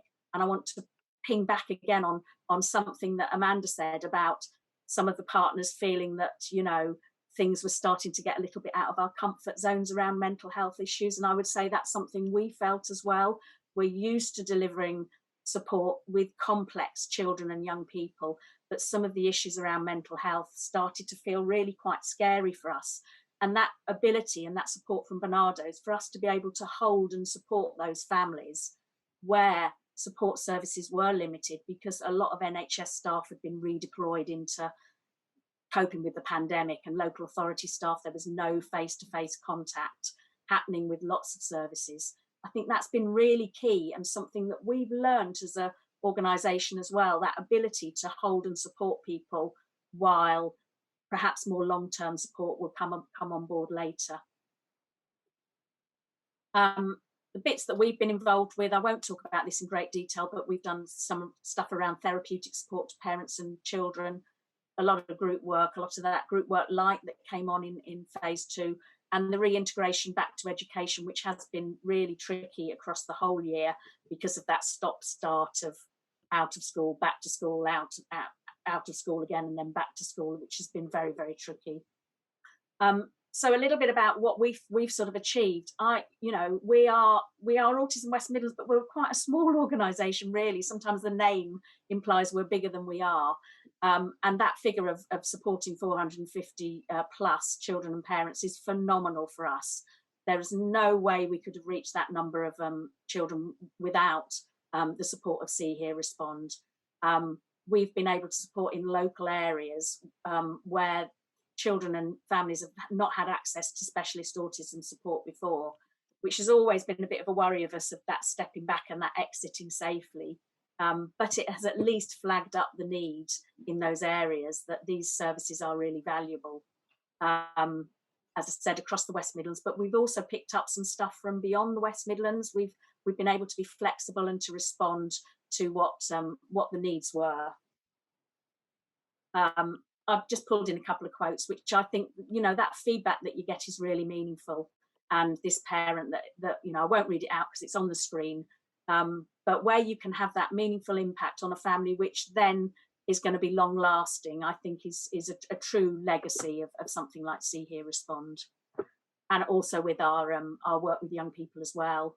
All of our work was remote and online, and it's interesting that where we thought that might not work with some young people, they've actually really been able to engage with that. It's felt much safer, I think, being in their home and engaging with this group work. So in terms of achievements, I think there's some huge long-lasting achievements. I think we've got, you know, some of the children with SEND, they are going to have longer-term needs that are going to need more support, but we are leaving them better equipped and more resilient and hopefully able to access that support when it comes online. We've all picked up new ways of working and these wonderful partner relationships, the infrastructure support, the training, all of that has been hugely helpful.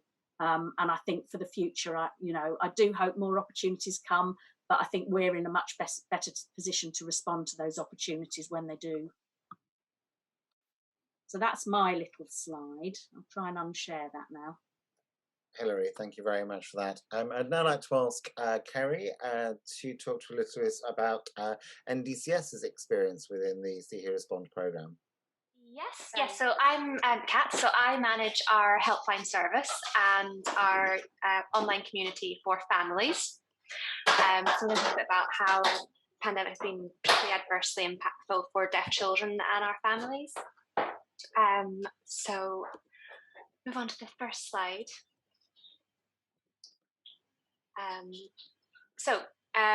We did some research with deaf young people particularly.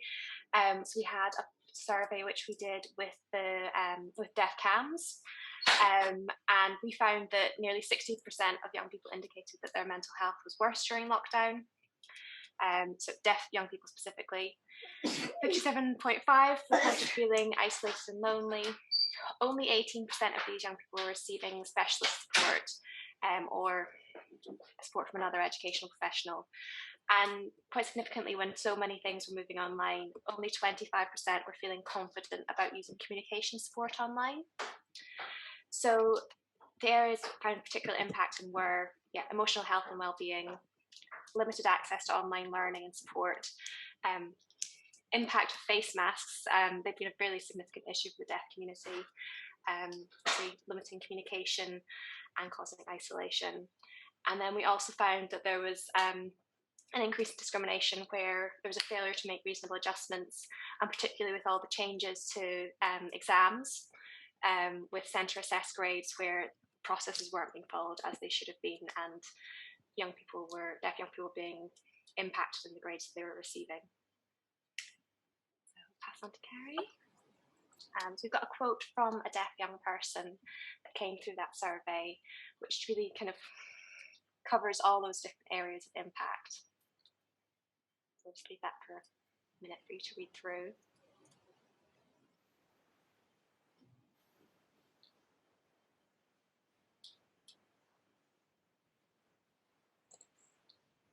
And I'll pass it to Kerry, who can cover what we did with our group work. Thank you, Kat. So,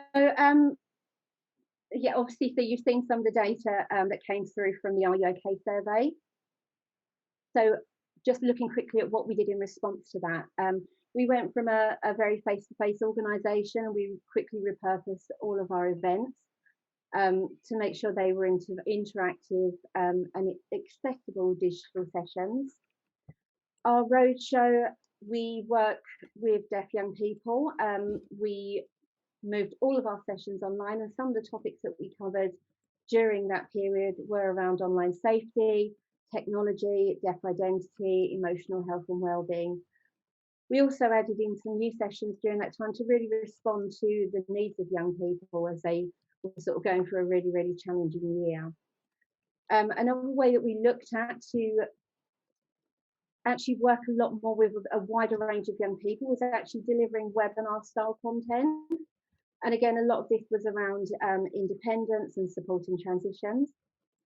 We held lots of online social activities for young people, including cookery classes, creative writing. We even did a little bit of yoga and got to see some of these amazing salmon dishes that some of these young people cooked during these sessions.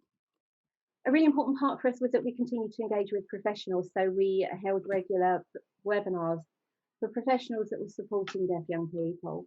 And those were around sort of current guidance and legislations, how to make their content accessible, because they were going through the same challenges that we were, moving from sort of working face to face in a classroom and suddenly trying to change everything over to online classes. There was our family events team also held an incredible amount of peer support and information sessions for parents of deaf young people. Kat, shall I hand this one back over to you? I think you're muted, Kat. Sorry. So through our helpline, we continue to provide personalised advice and guidance to professionals, deaf young people directly and their families. So on a wide range of deaf-related issues such as welfare benefits, communication, language development, education, discrimination, which is work that we were doing previously but had changed significantly as a result of the lockdowns and the wide range of changes we've seen across the past year. We also, through See Hear Respond, delivered a wide range of one-to-one casework with families. And that was largely around reintegration to education. So making sure that reasonable adjustments were being made and support was in place for children to return to school in September. Also through the See Hear Respond project with the partnership with Vodafone, we were able to provide 70 tablets to deaf children who didn't have digital access, so they weren't able to access any online learning. Also meant that they were able to connect with friends and other family members as well to reduce isolation. We also, I mentioned some of the discrimination issues earlier that we were seeing as a result of a lot of the changes. And so our strategic casework, where we did challenge a few of these issues, these were related to the exam results, as well as just where there was just inaccessible online learning for deaf young people, largely at college age, where most of the learning had moved online. We also ran, I mentioned face masks earlier as well. So we have our Make It Clear campaign around face masks in schools. Because as you can imagine, that's had a huge impact on deaf young people returning to school after this lockdown with the introduction to face masks in secondary schools. The initial DFE guidance we mentioned about clear face masks, but the information was limited. And so we've been working with them to get that guidance updated. So now it does cover different reasonable adjustments that can be made, which include things like clear shields, more digital access to things like radio aids, which can support learning in schools, social distancing without a mask, things like that. And we've got on the next slide some infographic that we've put together, which we disseminating to professionals across all services in any way we can, just to help them understand all the different things that they can be doing to make sure that online learning and face-to-face learning is accessible for deaf young people. And we'll finish there. Thank you. Great, thank you very much, Kerry and Kat. And thirdly, I'd like to come to Alex from Young Epilepsy. Hi guys, let me just do the share thing quickly. Hello. Oh, so can everyone see my screen okay? Okay, so let me just have a look quickly. Okay, so basically what were the main challenges that we kind of faced supporting young people with epilepsy during the COVID-19 pandemic? Obviously, like I think we've heard from a lot of other partners, a lack of access to support services was a huge issue. A lot of appointments, particularly around epilepsy clinics and sort of epilepsy specialist nurses and things of that nature, neurology, kind of moved online. We also had issues around epilepsy specialist nurses who were supporting their caseload being kind of moved away from doing that kind of work directly with the young people, being pulled into ICU and things of that nature. So people who needed ongoing support around their seizures just weren't getting access to the professionals.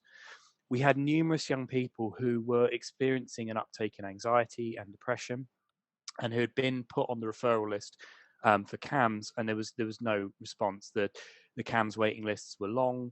The delays were only sort of increasing really around that. So we were having to step in not only to cover some of the work that otherwise epilepsy specialist nurses would be doing in terms of advice and support, but also some of that mental health support as well. Obviously, with kids being at home doing homeschooling was kind of a bit of a mixed blessing. For some of our young people who are having quite frequent seizures, being out of public, being out of the educational environment was kind of helpful in a sense. There was a lower level of risk for them. However, you know, like most people, there's that disruption to kind of routine as well, and all the associated issues that kind of comes along with that. Obviously, we had a lot of screen time, with kids sort of accessing their work remotely. With some of our young people, again, that worked okay. And while we don't, with most modern devices, there isn't a connection between necessarily screen time and seizure triggers. With some types of epilepsy syndrome, if you're focusing for long periods of time, it's not always ideal in terms of like how that's going to impact on your seizure burden. So we had to kind of have a look at that on a case-by-case basis. And there was also a lack of understanding sometimes in schools who were like rushing to get these provisions in place, that some of the people we're supporting had particular needs around that. Obviously, again, with all the support around making things COVID secure, moving things online, all these other concerns that everyone's been dealing with, a lot of the arrangements put in place in EHCP plans weren't being properly actioned. A lot of support wasn't necessarily being provided. Again, it varied on a case-by-case basis depending on the individual child's needs, but sometimes that support just wasn't really there and wasn't really being provided in the way that it should have been. Obviously, again, like there's a huge issue around when kids started to return to schools around social distancing. A lot of young people with epilepsy, there's a huge comorbidity around issues around education. People with epilepsy tend to have issues around working memory. There's issues with concentration caused by seizure medication and things of that nature. And so quite a lot of our young people, the cohort that we support, do need additional educational support as well. And sometimes that wasn't, again, as I've said, being provided. As well as the medical needs around seizures. A lot of our young people need people to be close to them to support them during those moments. And sometimes that was also, we found a few times that was kind of problematic for some schools and colleges. And really, we've been struggling from the beginning with the guidance around COVID-19 and epilepsy. Obviously, we've had some of our young people be exempt from mask wearing because of the risk of having a seizure while wearing a mask. Yet that wasn't made clear from government guidance very, very early on, and the guidance was kind of changing. So in terms of providing good support and advice, we've constantly had to look to our own sort of nurses and professionals to try and get a consistent message out there, and it hasn't been straightforward and easy. So similar things to what a lot of other organizations and partners have found, with a few kind of unique bits around the particular condition. I'm just putting up some case studies around the type of issues we've kind of dealt with. Obviously, we know that epilepsy is often triggered via increases in stress and anxiety. And obviously, the pressure of the pandemic was increasing some of that anxiety.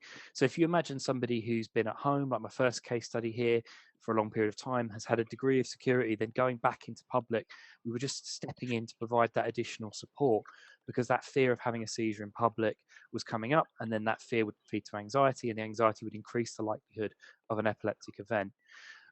Obviously, again, we have the usual issues. A lot of the young people we support are in mainstream schooling. Their primary need is their epilepsy, and so we have the same issues around catching up with education and the loss that's happened due to COVID-19. And also, we know that there's a lot of issues where around 60-70% there's a comorbidity rate between epilepsy and autism. So quite often we were finding that young people we're supporting, or who were reaching out to us for support around epilepsy, quite often their needs would be actually centered around being on the autism spectrum as well, having ASD diagnosis as well. So we'd have to consider some of those needs and how those needs are being supported as well. So what does our support look like? Well, we provide a lot of one-to-one therapeutic work. So we look at providing sort of interventions and ongoing emotional support for young people. Previously, we would have done that work face-to-face in schools or at home, but we had to move that all online.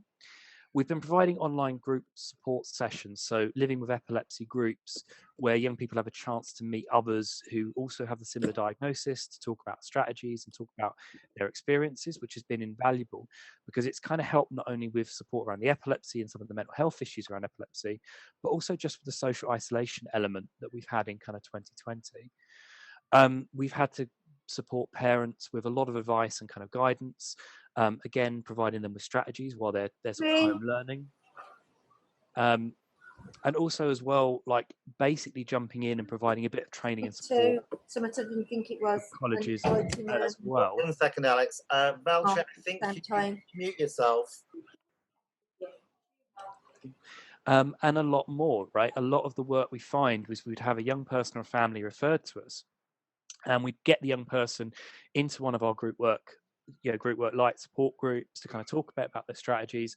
But we'd also find that then their needs weren't being met at school, so we'd provide some training and advice for schools as well as then working with the parents and maybe providing one-to-one support for that young person. So the work, we often found that the work had multiple different strands under See Hear Respond for like one family, because once we started getting into it, epilepsy looks like a limited condition, but it's actually has a huge impact on all the domains of a person's life, whether that's education, whether that's mental health, and all of those kind of areas. So we kind of had to look at it a very holistic kind of approach in terms of how we were providing that kind of support. So really, that's our main kind of innovation, really, under the See Hear Respond, is having that opportunity to kind of reach out and provide that.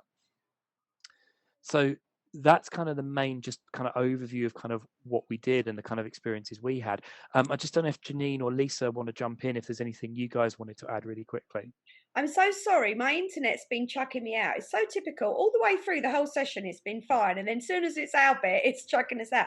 Yeah, I mean, I think that was really, comprehensive assessment. I mean, I would just say that working under the Barnardo's way of working together was brilliant. It was a really good opportunity for our young people.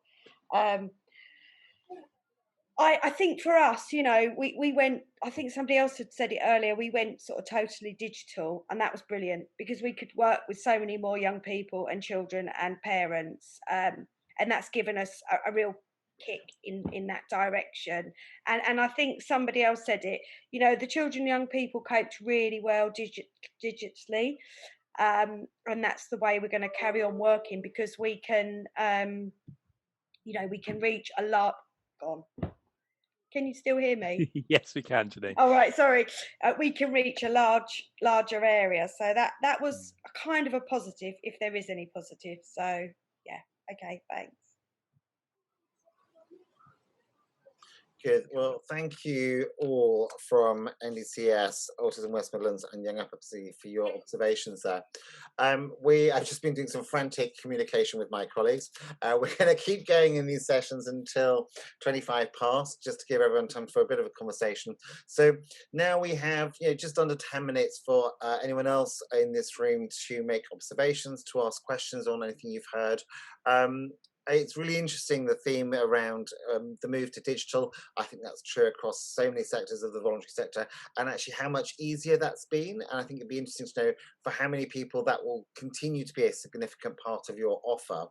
And I suppose my other question, which I pose to the group, is going forward, how would you like a government to seek your opinion on how issues of national importance impact upon young people with SEND? So particularly to some of the issues around guidance of mask wearing. So I think it'd be really good for us to be able to go back to the DFE with a message.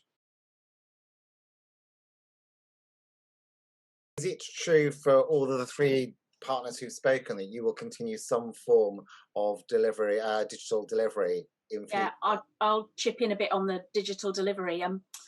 I must say it was something that's been on a bit of our plans for the last couple of years, but it always seemed such an immense task. It was going to be too expensive. And then suddenly we got to end of March, beginning of April, where we had to make a rapid decision and just go for stuff. And of course, the digital providers all, everything became much more accessible. Although I think some of these things were around before, we just didn't really know about them, did we?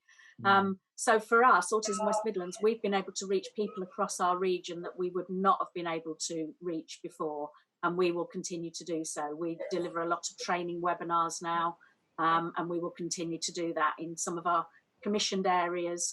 We will still do some face-to-face, but a lot of our stuff is going to be quite digital. We've been surprised about the way that young autistic people have engaged with the digital, and where we've done face-to-face group programs in the past, we're probably going to do a bit of a hybrid where we might start digitally, because that helps with the confidence and joining a group, and you're doing that in the safe place of home, and then eventually move on to face-to-face, because there's nothing that beats face-to-face if you are trying to encourage social interaction. But in terms of parents accessing information, if you can do that via a webinar that can be recorded, that they can catch up anytime, that's far easier than, you know, delivering a training program in a room on a particular day that people can't come to. I think so as well, Hilary. I think as well for us, schools have been the hardest sort of people to engage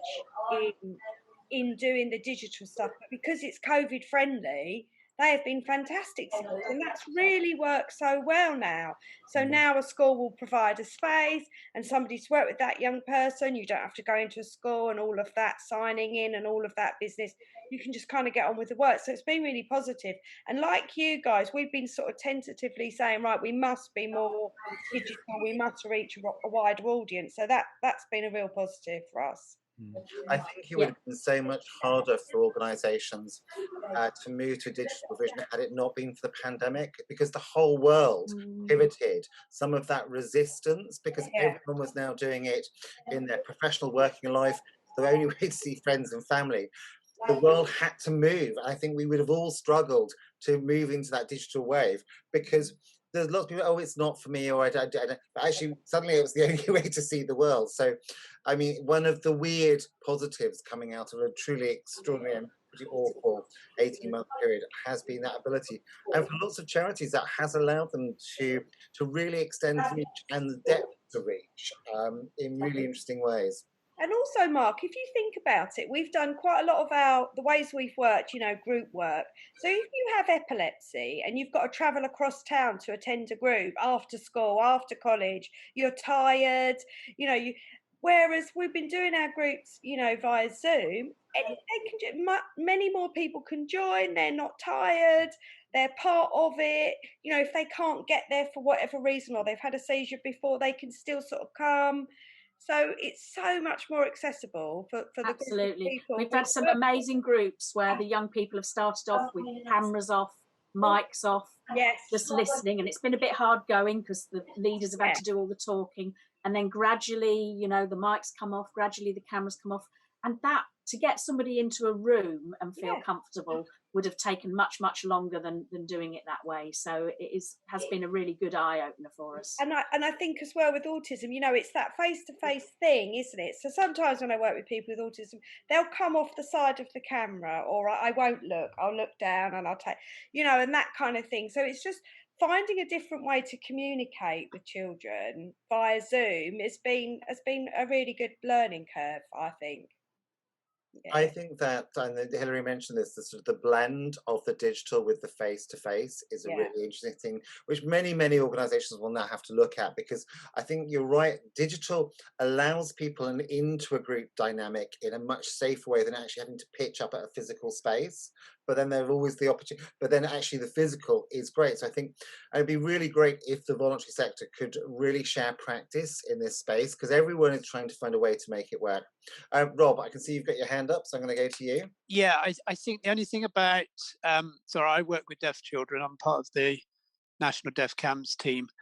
But a lot of our young people also have autism, and some of them have epilepsy, so it's been very interesting to listen to everybody. I think we will certainly continue to use online platforms, but I guess one of the big issues for us has been digital poverty, and the families who we probably want to have most contact with have often had the least access or the most difficulty accessing. So I think we need to remain aware of that. I suppose one of my big ideas is that every EHCP should include a section now on digital access, and making sure that where families don't have good Wi-Fi or good hardware, that is provided as part of their EHCP plan. I think that's a really important comment. Thank you. I think it's really important as well that it's not just families that we're thinking about when we're talking about digital deprivation. It's also educational settings. we deliver a lot of our workshops in schools, colleges, universities and things. And what we're finding quite a lot of the time is there's not always the digital skills for staff to support their young people to access digital workshops. And we will be delivering a workshop with deaf young people and find that actually there's no camera, there's no mics, they can't see us, they can't, they're using tablets, which means they can't spotlight their interpreter and things. So yeah, digital deprivation is a real consideration. And you have to make reasonable adjustment and change the way that you do things in a Zoom presentation. You have to break things up a lot more, find opportunities to engage people more directly, because it's very easy for people to sit in the background. I mean, it's been quite interesting for me because my son is at college, and a lot of that's been through Zoom provision, and they haven't always got it quite right, because some of the things which I think would have worked perfectly in the classroom are suddenly become massive technical challenges to do at home. You know, and we're not that stupid, and he's brilliant at this kind of stuff. So yeah, so you have to think about different ways of working. I think I had one really good learning tip when we started talking about digital workshops, was there's always this feeling that because people are less confident, sometimes step back a little bit, whereas they might be quite chatty and things when you're face to face. And there's almost this feeling that you need to fill the gap. So if you ask a question and you're working with a group of young people and it's completely silent, it can feel sort of quite awkward. So there's presenters feel sometimes they need to rush to fill the gap, when actually it's really important, especially when you're working with young people where communication can be a challenge, they're reading captions and things, to actually give that time, even if it feels a bit awkward, to give a bit of time, let those young people process what's being said, think about it and then respond. So that was probably my biggest learning tip. Thank you, that's very useful. We are all about to get teleported back into the main room, so thank you so much for your time and your observations, and I will see you there.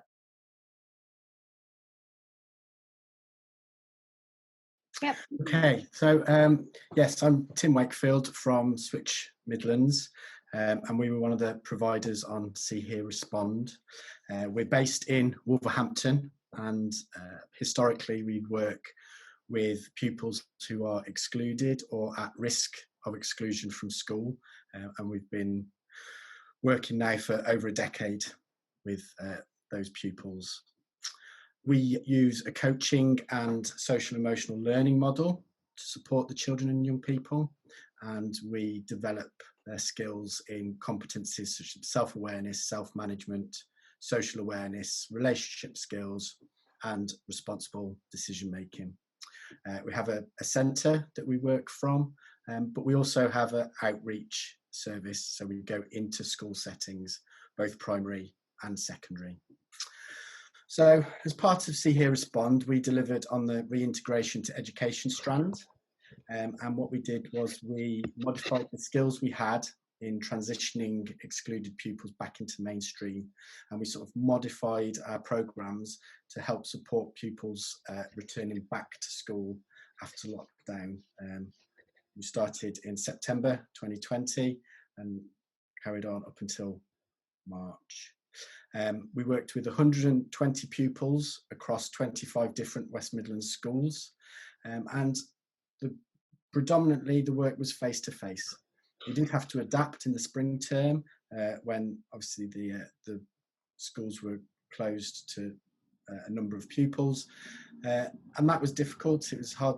We had to pivot very, very quickly and turn our model then into a remote learning model, but we achieved it and we were really pleased, and we were delighted that Barnardo sort of gave us that ability to change our delivery model, and they understood the pressures and the sort of constraints we had around that reintegration to education strand.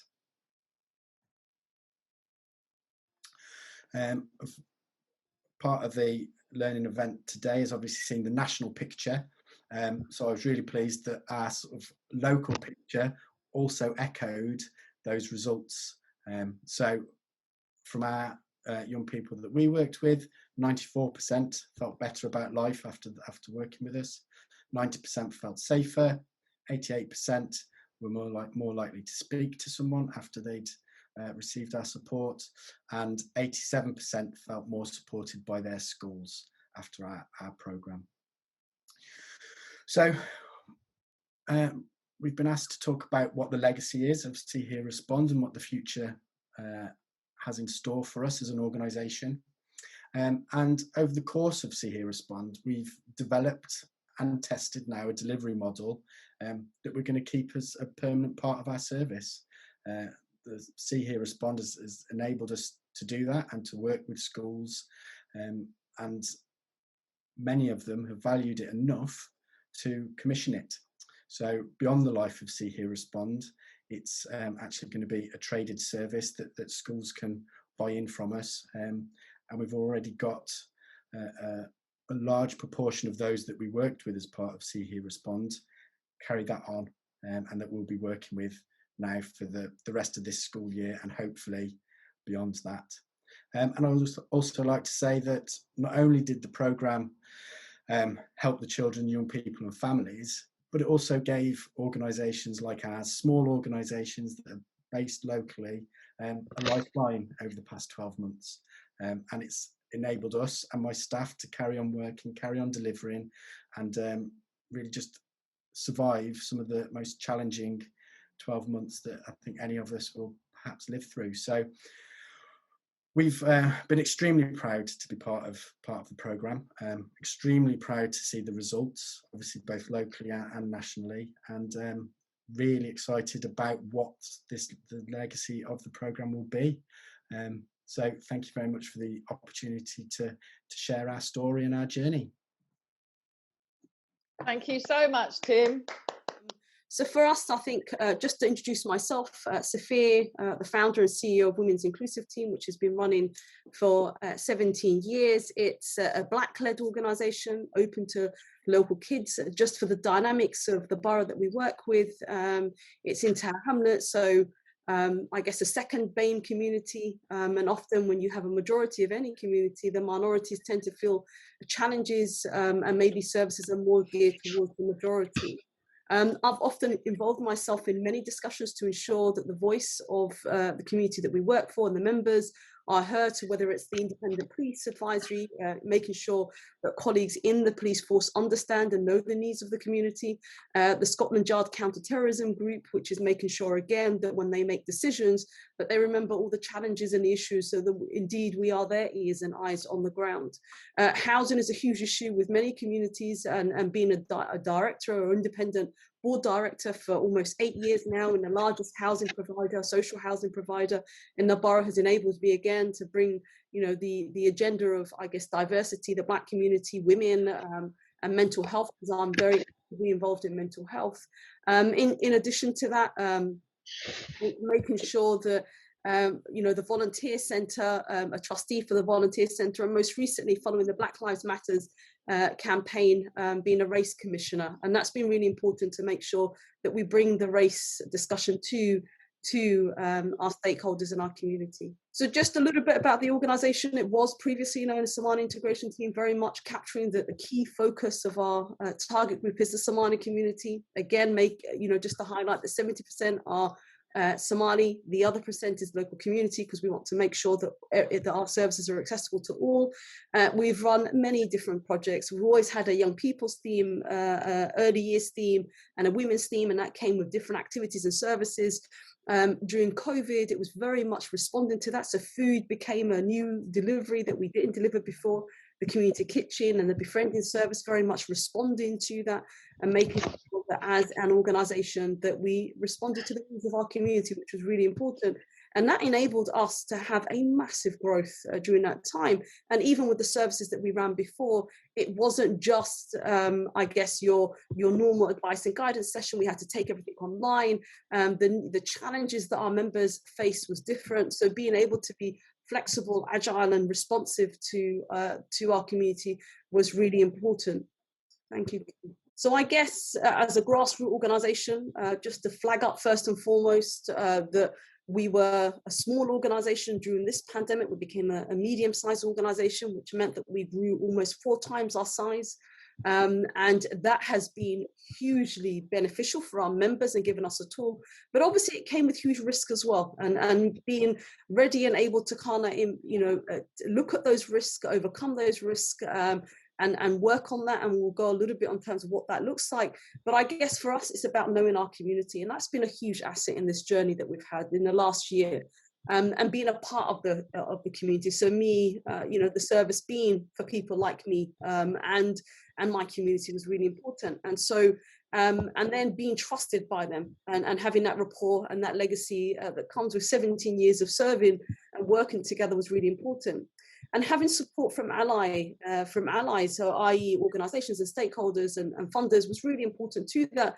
And being a part of that wider discussion, because there was lots of meetings and networks and forums, as many of you were aware of, but being a part of that was really important, because not only did I hear what was happening from their end, but they also had the inside of what was happening from our end, and that was really important.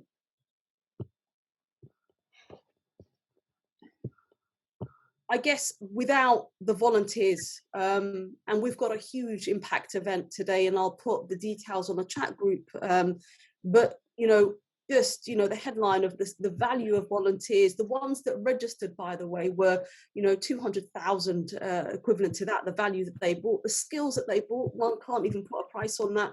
So when you have someone who's restructured our whole IT system, or our whole data system, is beyond description.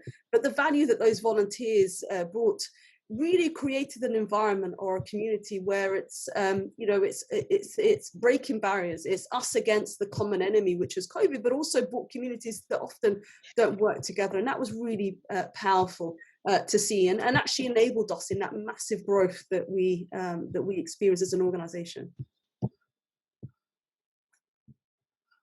So going back to the rapid growth, and sorry, my presentation is very much around rapid growth, because I think the initial event that I was in, or group that I was invited to, was a rapid growth. But I think it's really important even for this in terms of the holistic approach, and remembering actually all your services, when someone comes into our service as a Black led community, it's making sure that actually with the services that we ran, how can they travel holistically, and how can you give them a hug, a virtual hug sometimes, and make sure that they are supported. So whether they come and sign up for a specific project, that they are supported in that. In fact, we've estimated, looking at the data that we have with our members, that the kids didn't just use the tuition session; they also used the mentor or the mental health workshop, or they came for our school free meals, or their parents used the advice and guidance. And having that family support was really important, which we did before, and it was just about adapting and making sure that we had that holistic approach, because we can't be, I guess, from a narrow vision, we have to be very open and thinking outside the box. But I guess remembering who our members ultimately at all times was really important in this growth, making sure that we remember the challenges that they face, making sure that we utilize the volunteers in a way that was meaningful. So running a summer scheme with no funding virtually was important, because it was led by volunteers that had skills and ability. And also, I guess, from a government's perspective, making sure that we kept ourselves in a safe and secure, and we reviewed our policies and so on. But building partners and relationships with stakeholders was equally important as for ourselves, but most importantly, making sure that our members' needs were heard.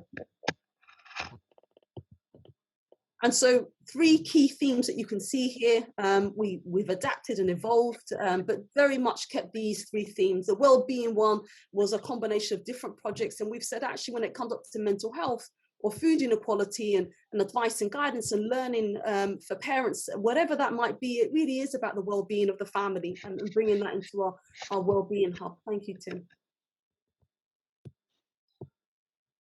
And just to say, like I said, we've got an impact report. And from that, I think for me, it's very much about, having learned from what we did, having clear patterns that have come out from that, working with partners and making sure that we look at that recovery plan. What does that look like for our community?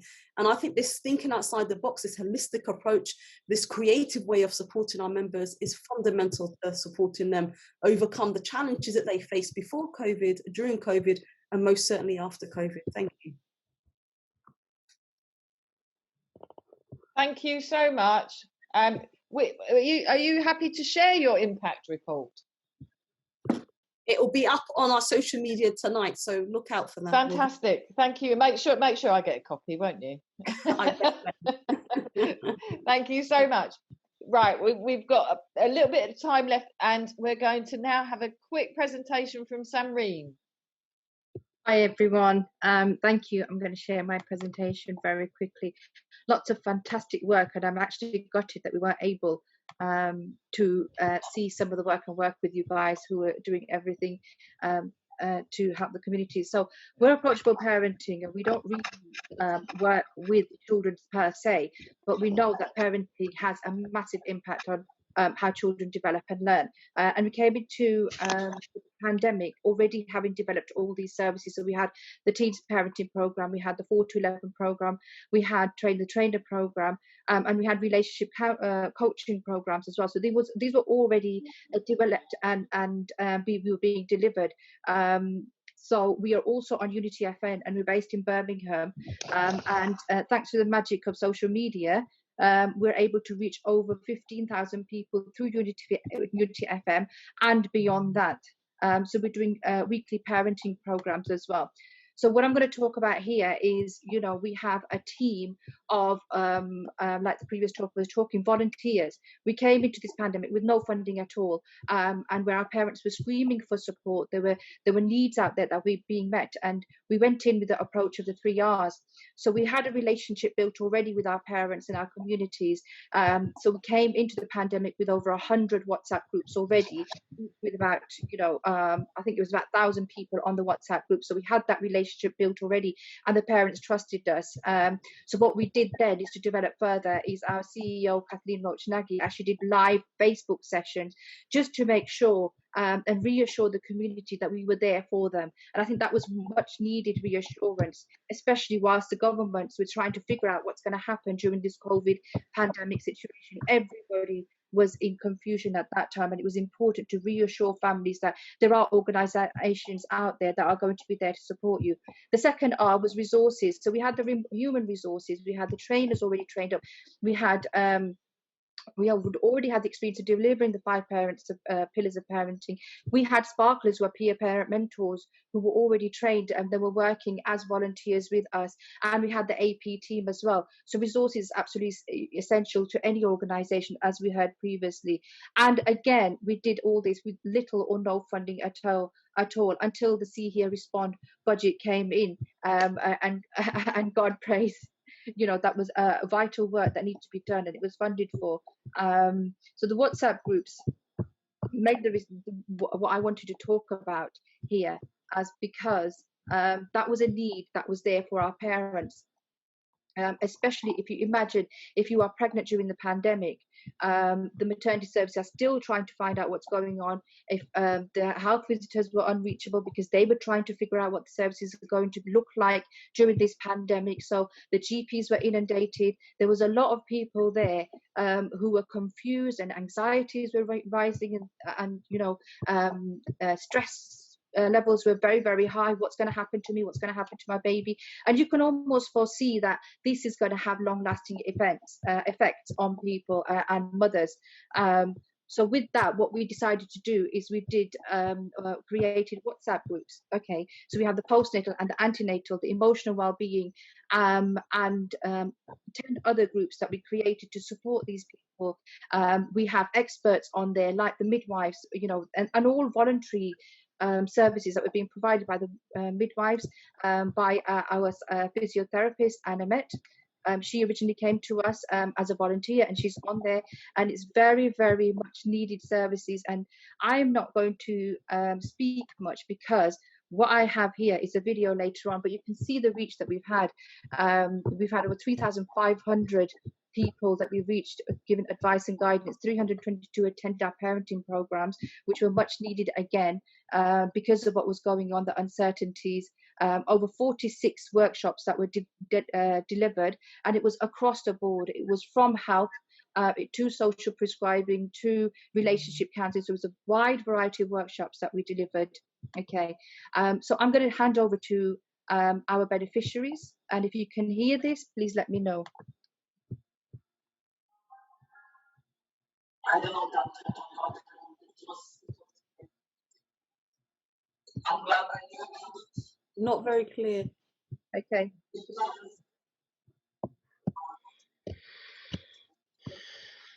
Feeling really overwhelmed by everything that's happening in the world. My experience in the hospital was much more pleasant, and I have to say this is thanks to the group. I would never expect this from a WhatsApp group. I just want to say thank you, ladies. I feel very emotional. You have helped me a lot. I'm so glad I found you. I think what I loved the most was that, you know, any time in the day, if I had any question, no matter how small, no matter how big, I'd get responses from at least 10 different people offering me somewhere between personal anecdotes for the other mothers in the group to professional medical advice from the midwives. Approachable parenting staff and the other mothers in the group were there for me in a way that my friends and family just couldn't be. I think another key thing about approachable parenting is there aren't many services out there that are directed at Black women or Muslim women, and I'm both. And you know, when I see these other classes from other organisations, all I see is white women, and I'm like, well, how do I fit into that? I have felt that the prenatal pregnancy group has been absolutely invaluable, actually. Okay. So you can see how invaluable this is. This was a service that we created and we sustained, and we're working very closely with the maternity services and other services as well, to actually meet the needs of the community. And during this pandemic, this is what happened. We actually were a holding space. It was a wraparound service that we presented, not replacing the services because we don't have those expertise. And I think through See Here Respond, and especially in the second phase, when we were actually finding people in crisis, the Pathways team supported us because we didn't have those expertise. Okay, the See Here Respond had that expertise, and they were there to support and coach us, much like we were doing with our parents as well. Thank you. Thank you so much. Can I ask, because I'm going to open it up for a few questions, if people have questions, but I've got a question that might be of interest to other people. So the WhatsApp group, will that continue now, or is that something that unfortunately will stop? No, it will continue because, as I said to you, the midwives and the experts on there are doing it on a voluntary basis. So they're being monitored regularly. I mean, initially we went in, like we said, in a crisis state, what we're going to do. And there's learning that we had from that. Okay, there's learning, there was issues there. We've had that. We've gone through that learning process, and we've actually moved all the parents to a new WhatsApp group, which is a securer place for them. It will continue. It's on the voluntary basis, but we'd like to actually continue all the other ones, the sustainable ones, the expecting moms, the postnatal, the emotional well-being. We can sustain them, that's not a problem. But all the other WhatsApp groups that we've created, they were much needed, but it's difficult to maintain that. Okay, there's a question come up about how did you manage the security aspect? That's the learning that came in. That's the learning that came in. Initially, obviously, when you want to respond, there's lots of areas. How do we do this, and how do we... It was basically, it was a self-joining group, so you self-consented, and there was rules and regulation that people had to abide by. But we did find... Well, it's not working, but I mean, it's only a short video, so it just gives you guys a bit of a kind of an insight into the work we were doing with these young people, and some of the kind of feedback we had from them afterwards. But I mean, this is really kind of really reflects, I think, what we saw earlier with the film that Roma shared. You know, we had a lot of the same kind of feedback, and it was really wonderful just to see the young people we work with kind of just growing and developing from feeling quite anxious and isolated through to just feeling more positive and about themselves and about going back to school.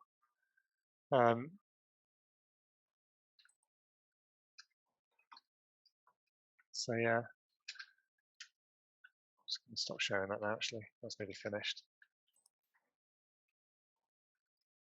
So I guess for us,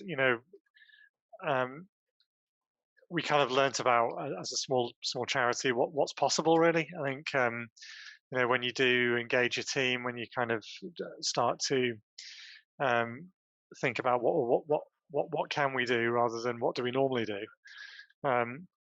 It's amazing what you can do. And I think for us, when we usually have quite a limited service over the winter, because obviously it's very cold, it's stormy and windy, to work with over 800 young people in addition to our normal cohort that we have to work with in the summer, I think was, kind of opened our eyes to what is possible. It was hard work, but it was a really exciting program to be part of, and to be part of a bigger national program from Barnardo's and feeding that back into DFE.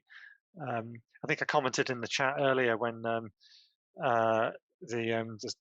Barnardo's CEO Javit Khan was talking, that actually I really hope that one of the legacies from this might be that Barnardo's and other big national children's charities might be able to work more closely with government to create these kind of consortiums in future. I think that would be a great, a great kind of legacy for See Hear Respond. Fab, thank you, Joe.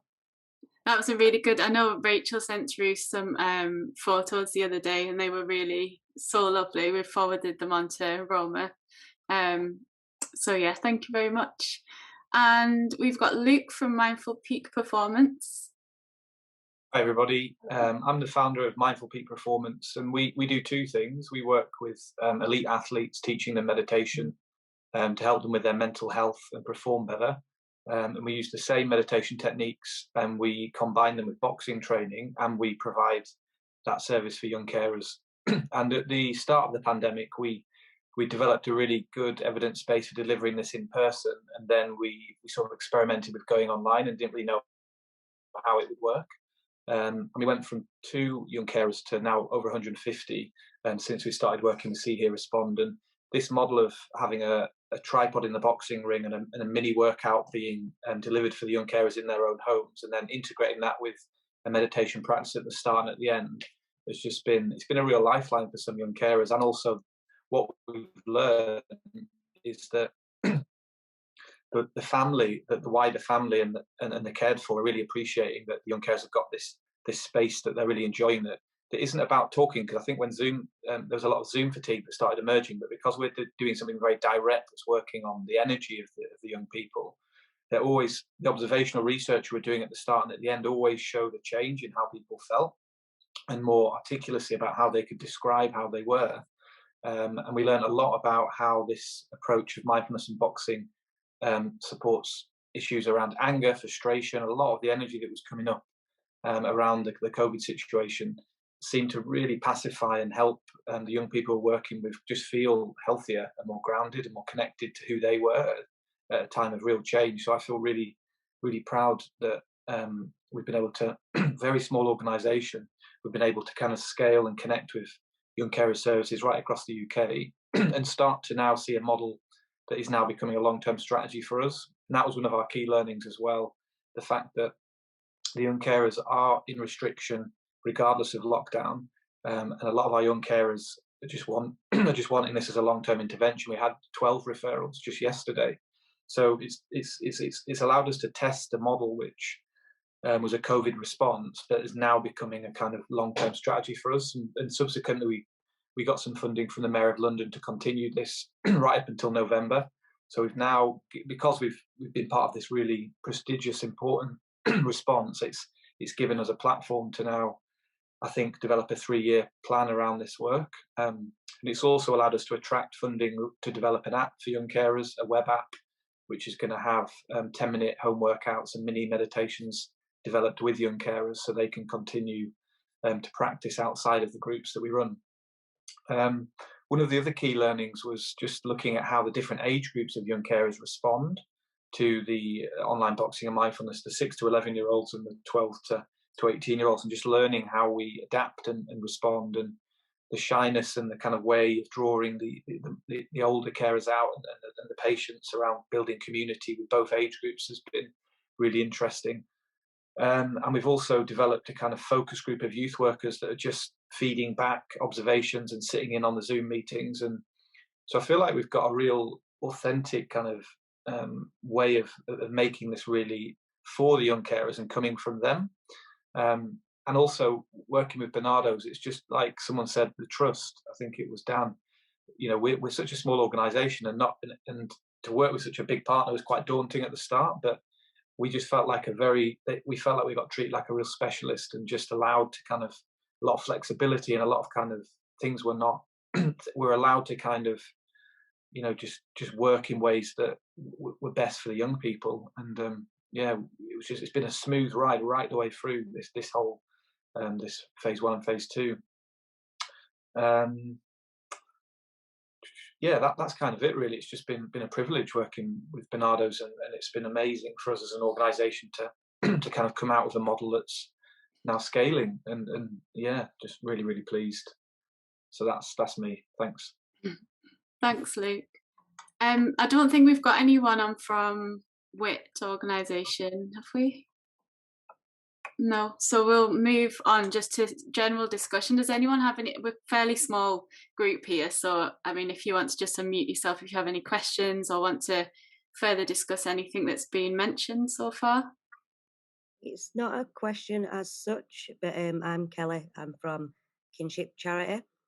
We work across England and Wales, and I was wondered at first why we'd been invited to this, because I felt it was a bit more senior leadership, and then recognised there were some networking opportunities. So firstly, for Dan Sutherland, I'm commissioned by Calderdale and Bradford in West Yorkshire to support kinship carers who are raising family members or friends' children. So it'd be great to sort of network there. I'm still currently building networks in Calderdale. It's not an easy local authority to build your networks in. So that'd be great if we could maybe arrange some time to talk about what we could offer each other. And also for Luke, just because we do work across the whole of England and Wales, I thought it might be good to have your contact details as well in our national resources, because we do have an advice team that work nationally. So it'd be great for them to have that connection to be able to refer younger children on where they are supporting kinship Kelly, care. did you say you work specifically with young carers? So they're kinship carers, so they're raising family members' children, but a lot of the carers are elderly. So all of our kids have the potential to become young carers because they may be being raised by an elderly grandparent that has medical issues.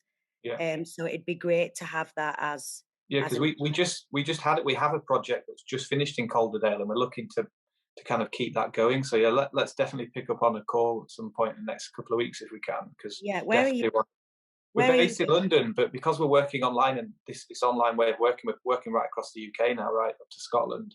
Yeah, so, we work in London as well. We're commissioned in London across, I think, 5 or 6 local, no more than that. Rachel Sherrington, do you know how many local authorities are we commissioned for in London? 9 boroughs, I think, in London. Is it 9 boroughs? Yeah. I think so.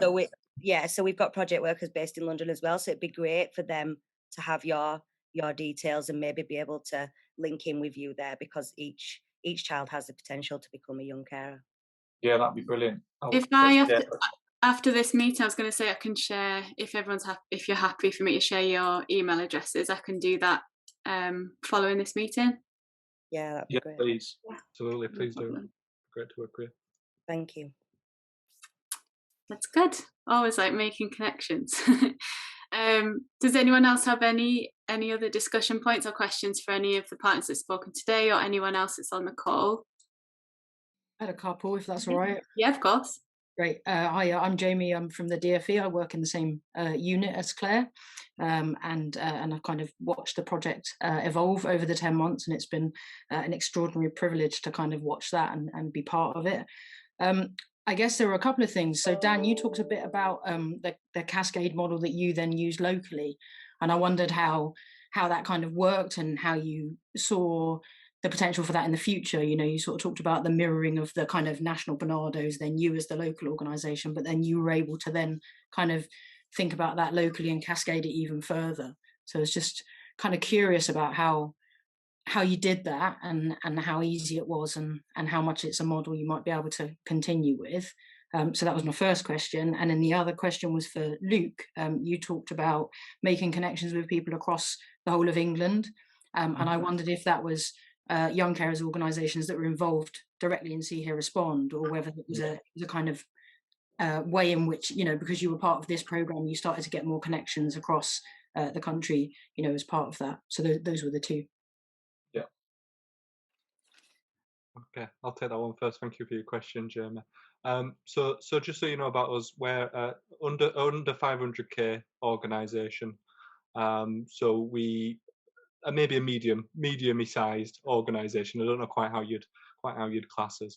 But a lot of the organisations we work with throughout all our different work streams and building relationships, such as through inviting people in to do staff training. They might be 1 or 2 person bands, or as I said, very grassroots organisations that are literally headquartered in a park. So we do a number of things in terms of bringing our teams together over a process. As I say, we sometimes employ them. So, for example, that team in the park, they do a lot of youth work with young people in the area. It's a very deprived area, and there's a lot of issues with crime in that area. We then sometimes bring those people in as our employees to work behaviours in our education provision. So working with some of the same young people in the community. So we've naturally built up a lot of those relationships.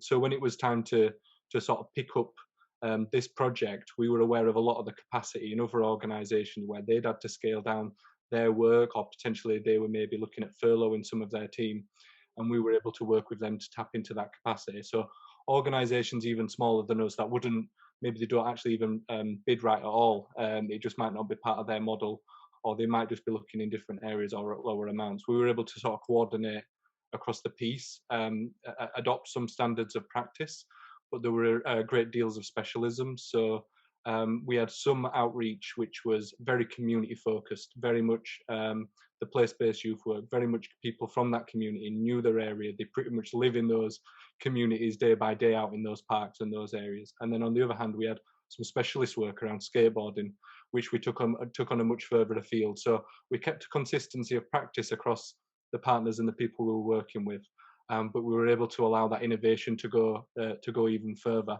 And then we were sort of able to feed that back into Barnardo's and keep up that sort of standard of reporting back. And as I said, we did stuff like staff supervision. So we brought in an independent expert from Thinking Big. It's a level of skill we don't necessarily have within our organisation, but we worked with Claire. She supervised our staff, and we did weekly training sessions. So we were able to bring our organisation up to a standard in an area that we don't normally have, but in a really quick way.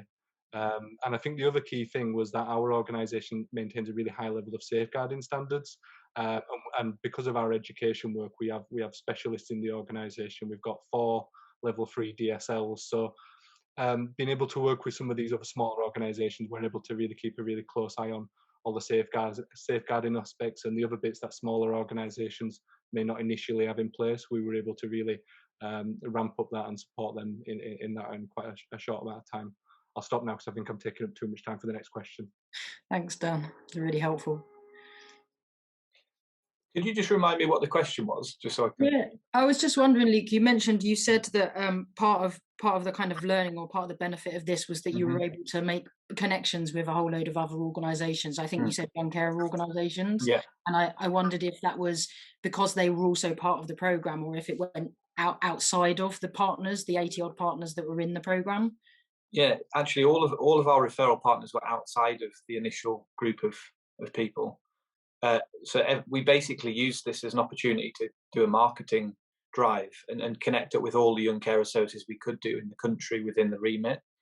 And we used the fact that we were partnered with Barnardo, See Here Respond, and we just reached out. So we used it as a capacity building opportunity. And I think all the young carers partners were outside of the See Here Respond. And it was just having that kind of you know, the fact that, you know, we're in partnership with this project and we had a very clear offering, that I think that gave confidence to organisations to get us into meetings quickly and start referrals coming in. And yeah, so that was one of the really powerful things for us, and we consciously decided to kind of use this as an opportunity to expand in that way. That's really helpful. Thank you. I was just thinking really about the questions or the point that Joe made around the legacy of this project. And obviously we're really interested in DFE around, you know, all these really important kind of elements of the cascade work in the partnership model, having that large local, having that large national organisation, that kind of credibility, that trust, you know, it's all going to be really key in terms of being able to kind of translate this, you know, into other forums. Yeah, it's huge, because that being associated with as a small organisation, being seen as a you know, our approach being seen now when we're applying for future funding, we've already secured funding till the end of the year because of this successful partnership with this programme. So I think that's played a big role in our narrative and given us such a boost as an organisation. And yeah, just please take that back. It's brilliant, and as Claire said, I think everybody's coming onto the stakeholder list that we'll have. So I expect we'll probably come out and talk to people about some of those key successes or key learning. I think the point about the safeguarding policies, I know that was a really big thing for some of the smaller partners, you know, just being able to put that in place. Thanks, Emily. Thank you. No problem. Can I just say, Emily, I think that's a really important point from Luke, that I think that there's a kind of an invisible benefit to this sort of way of working for small charities, because I think, as well as the benefit to the children who obviously access our service, the charities themselves helps with credibility. I think it helps potentially leverage funding from other sources, partnerships. So it's been the same with the WAVE project. I think it's the partnership has given us some opportunities that we perhaps wouldn't have had it not been for See Here Respond. So that it's worth DFE being aware of that. I think that actually this kind of investment of resource provides both benefits directly to the children and young people, but also to the charities supporting them. You know, obviously the revenue and money you get from that can help those charities become more sustainable. But also it creates potential other opportunities for those charities. So it has a kind of an invisible benefit that is just worth being aware of when you're commissioning these services in future.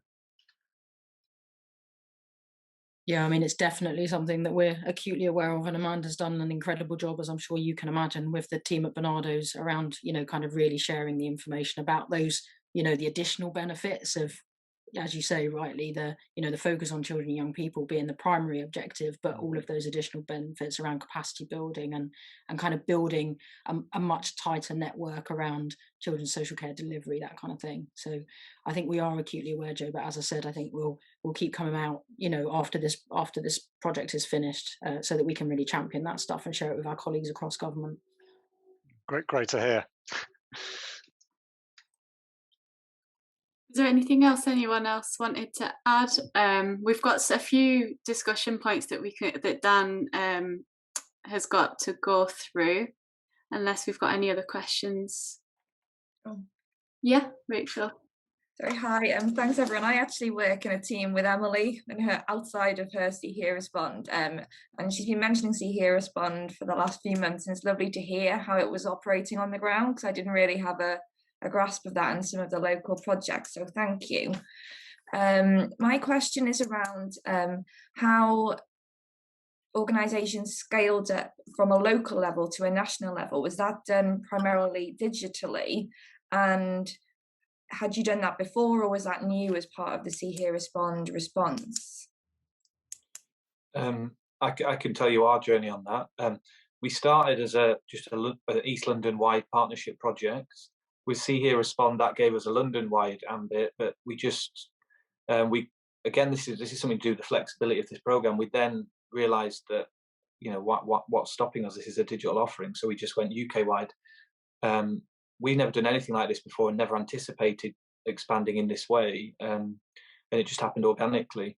And it's not been that complicated, really. I think now strategically thinking about how we're going to grow longer term is now where we're at, and that takes some real thought. But with it being online, it was relatively straightforward, and it's become quite a simple model for us to now move forward with. So it happened organically, really. Okay, thank you. And with the wave, Joe, has been possible to do any sort of scaling up?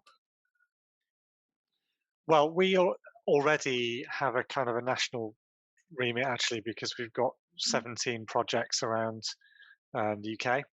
We are mainly in the southwest, but we also have projects in North Yorkshire, Wales, Scotland, Northern Ireland, and along the south coast, and we've got a project in London as well. So what we did was just use the capacity we already had to deliver where we could. I mean, the project was England only, so that our Scotland, Wales, and Northern Ireland projects didn't take part in See Hear Respond, but those other project areas did. And yeah, we did have a bit of back and forth with Julie Reynolds at Barnardo's about exactly where they wanted us to deliver. And in the end, the Southwest region did most of our delivery, but we were available. We did a project on the Isle of Wight with See Hear Respond as well, and a project in London and a project up in Yorkshire. So we, we used what capacity we had. I wouldn't say we scaled up, but we used the resource we did have. I'll probably add to that, Joe, and say that normally we don't deliver during the winter. I mean, Joe's touched on it already, but so we definitely scaled up the volume of what we deliver, and we did that by, well, some of my colleagues are on the call actually, they adapted the sessions to make them condition and weather friendly, because it had the danger to really be a negative experience for young people, but instead that our staff were really able to adapt what they were doing to make it a really positive, enjoyable, fun experience for the young people, and to just continue to give them that all-important support through a time when they weren't able to get as much as maybe they next steps, really. This was a taster of the learning. There is so much learning from this programme, and there's no point collecting data, and there's no point us developing things that we're not sharing. So we will have a space that you will be sent a link to that will have the following things on it. It will have the evaluation and the link to Cordis Bright and the wider data set. It will have the rapid evidence review that Cordis Bright has done for us, which has looked at all the reports that have come out during the pandemic. So really recent live information about what's happened to children and young people, and it puts it together in a really accessible and single place. So if you're writing bids, if you're looking to share that with commissioners or partners, it's a really useful document. On there, you will also have a range of learning practice papers, one around babies, one looking at the impact of COVID and See Hear Respond on adolescents, one looking around domestic abuse, child sexual abuse and child criminal exploitation, so that wider victim experience during the pandemic, and one looking at children's experiences in terms of their mental health and well-being. All those will be up on that link. At the end of May, we're going to add a further 3 papers that Cordis Bright are writing for us. One that looks around young carers and social isolation, because we have a huge amount of evidence. They're going to do a deep dive into that. One around children with SEND and returning to education and the different needs for different children who had different challenges around that. And one around Black, Asian, minority and ethnic communities and their specific experiences of mental health, with the additional adversities that some communities faced in terms of increase in racism and hate crime, as well as disproportionately being impacted by serious health issues in relation to COVID. So we'd like to take your permission, unless you opt out, to send you a link to all of that. On that as well, you saw the beautiful animation that Roma did at the beginning. She's done another 15, as well as a whole range of visual case studies and information about each and every one of our partners. So if you're from a local authority, if you're a commissioner and you want to know what those partners are doing in your areas, it's a really nice to navigate document that we did last night. And it tells you all about what they did in See Hear Respond and a little bit of a flavour of what they do wider. And that can be really helpful for you to signpost families too. All those will be on those links, and we will resend you some information at the end of May when we've updated it with the further Cordis Bright information. Finally, I want to say thank yous really quickly. The Department for Education, Claire, it's been an absolute joy to work with you. I've never felt as supported and challenged, actually, but that challenge has been done in a way that really made us set the standards high for getting the best things for children. Barnardo's my team. I know how hard you have worked. You've really worked your heart out, and for that I am incredibly grateful, because I would have fallen over several times without you. Our partners who have delivered, I've never seen such innovation. It's been such a joy, an absolute joy. I hope I get to work with many of you in my new role as CEO at Manchester Youth Zone, and that we continue to work together as a sector. You know, we're often criticised about being competitive. We have shown when we're given opportunities, we don't want to be competitive at all. We want to roll our sleeves up and ask each other, how can I help? And that's been amazing. For those from the statutory sector, attendees, schools, social care, our health colleagues, we have seen how hard this has hit you and your respective organisations, and we have nothing but admiration for you. We hope we've done a little bit of what we tried to do, which was to be there for you and help you support those children and young people that you really wanted to give that extra support to, but your resources just didn't reach. We continue as a voluntary sector to want to work with you. But finally, for me, it has been the children, the 100,000 children and their families that have made this programme. They've allowed us to work with them, and they have shared their experiences with us, and they have shown us how brilliant they are, right? Children get a really bad rep around COVID. I think our children have been absolutely amazing, and they continue to need support, particularly those that might be causing some of us problems right now in schools or in settings where, you know, they might be kicking off or not attending or disrupting.